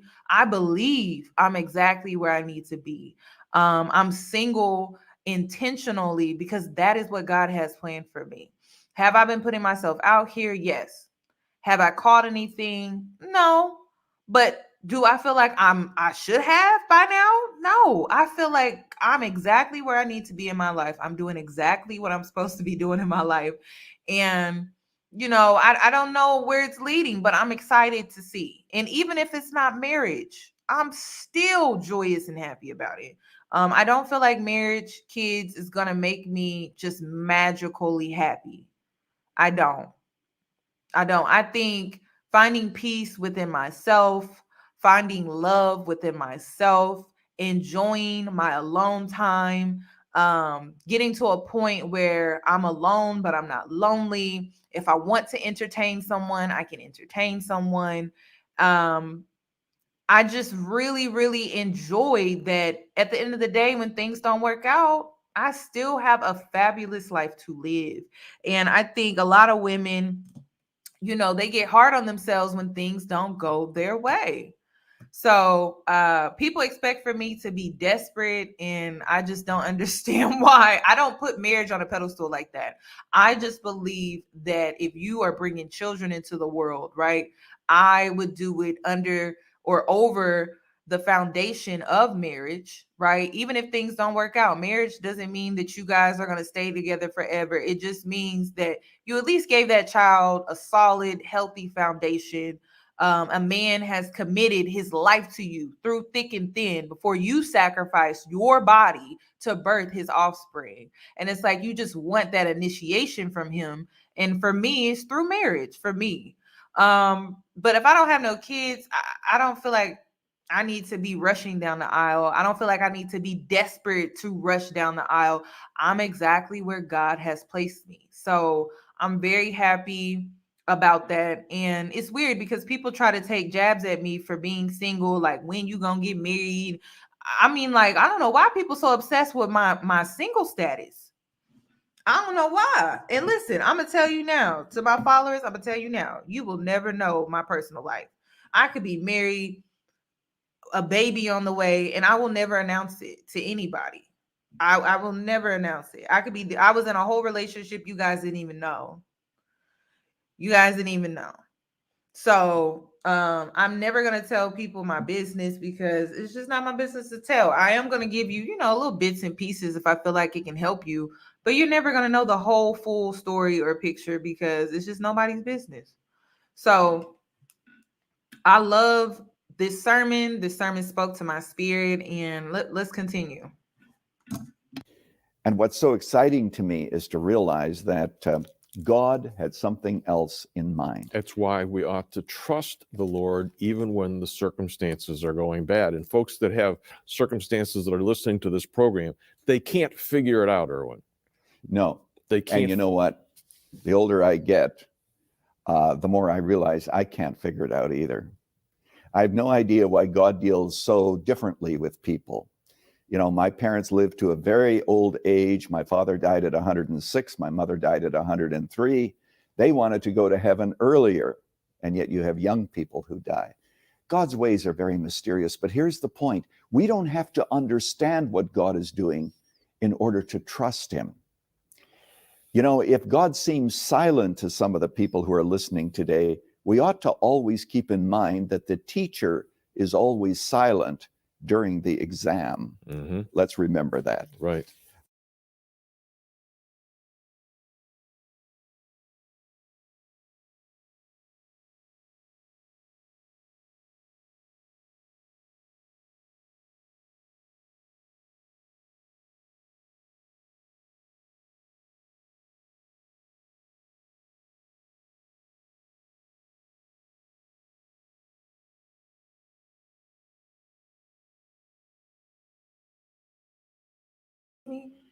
Screen went blank. Okay.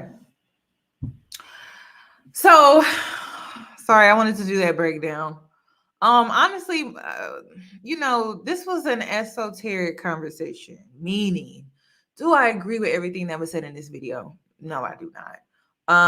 Do I feel like you need to go out here and do what I do? No, I do not. I'm not one of those influencers where you need to have my lifestyle and you need to have my opinions and you need to have my morals and you need to have my principles. You need to find out who you are. I know who I am. I know who I am. I know what my identity is. I know what my purpose is. I know where I'm going.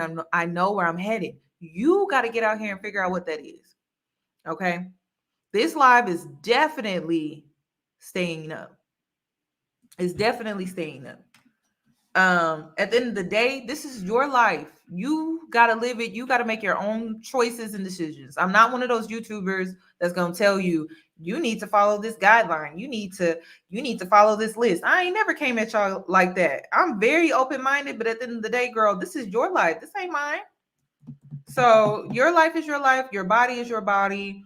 Do what you feel is right. I want you to get spiritually in tune with yourself so that you know what aligns with you and what does not. Not a Bible. That's my belief. That's my belief. You get spiritually in tune, you have that relationship with spirit, you'll know what aligns with you and what don't. I don't gotta tell you. It's not my business to tell. So that's what if you want to know what I want, that's what I would do. But that's just my opinion. But yeah, I'm okay. So remember when I said that I'm going to be bringing Samantha on as a guest. Please be nice to her.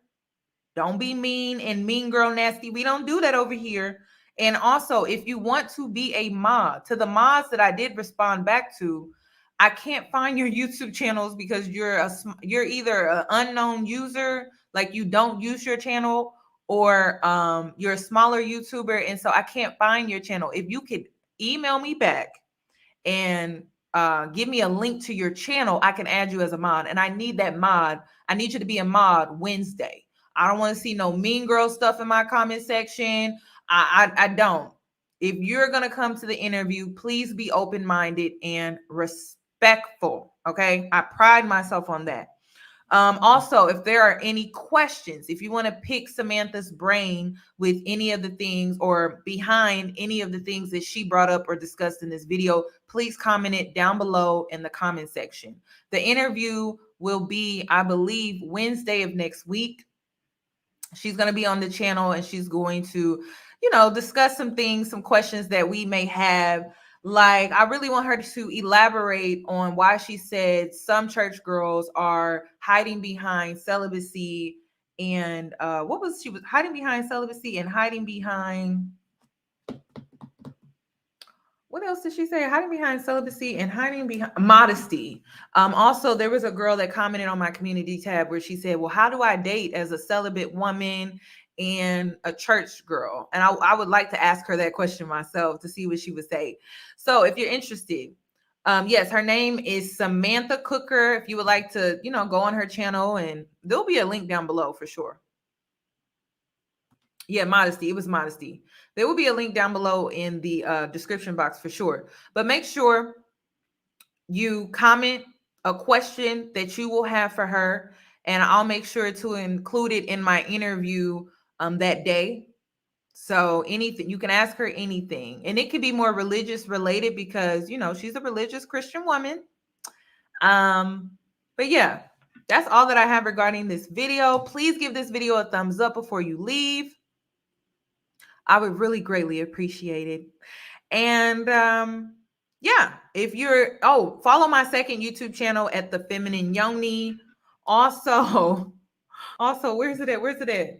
If you are a Patreon member and you're looking for mentoring, okay, I have a discount code for you. I'm trying to find it. Where's the discount code? Where you get 15% off when you use discount code FEMYONI15. Discount code. Okay. There will also be a link for mentoring down below. I'm more so, if you want to know what I do for mentoring, I help you find your identity. I'm not a dating coach. Okay. I'm not trying to get you married, sis. If anything, I'm preparing you for marriage so that you can find yourself. Okay. You need to find yourself before you get married. So if anything, I can help you with that. But I getting you down the aisle, girl, you need to go to somebody else's channel because I don't specialize in that. I specialize in weight loss, leveling up, doing the self-work, working on your shadow side, your trauma, and things like that. I cannot help you get down the aisle. I can prepare you for the aisle. Okay. I could probably get you a date, but marriage, I'm not into that business. I'm not about to promise you that when these men ain't rushing to marry us. So you guys enjoy the rest of your night, and I will see you. My next video besides the interview will be Love is Blind review. So check that out. That would be my next video. You guys enjoy the rest of your night. I love you guys, and I'll see you soon. Bye.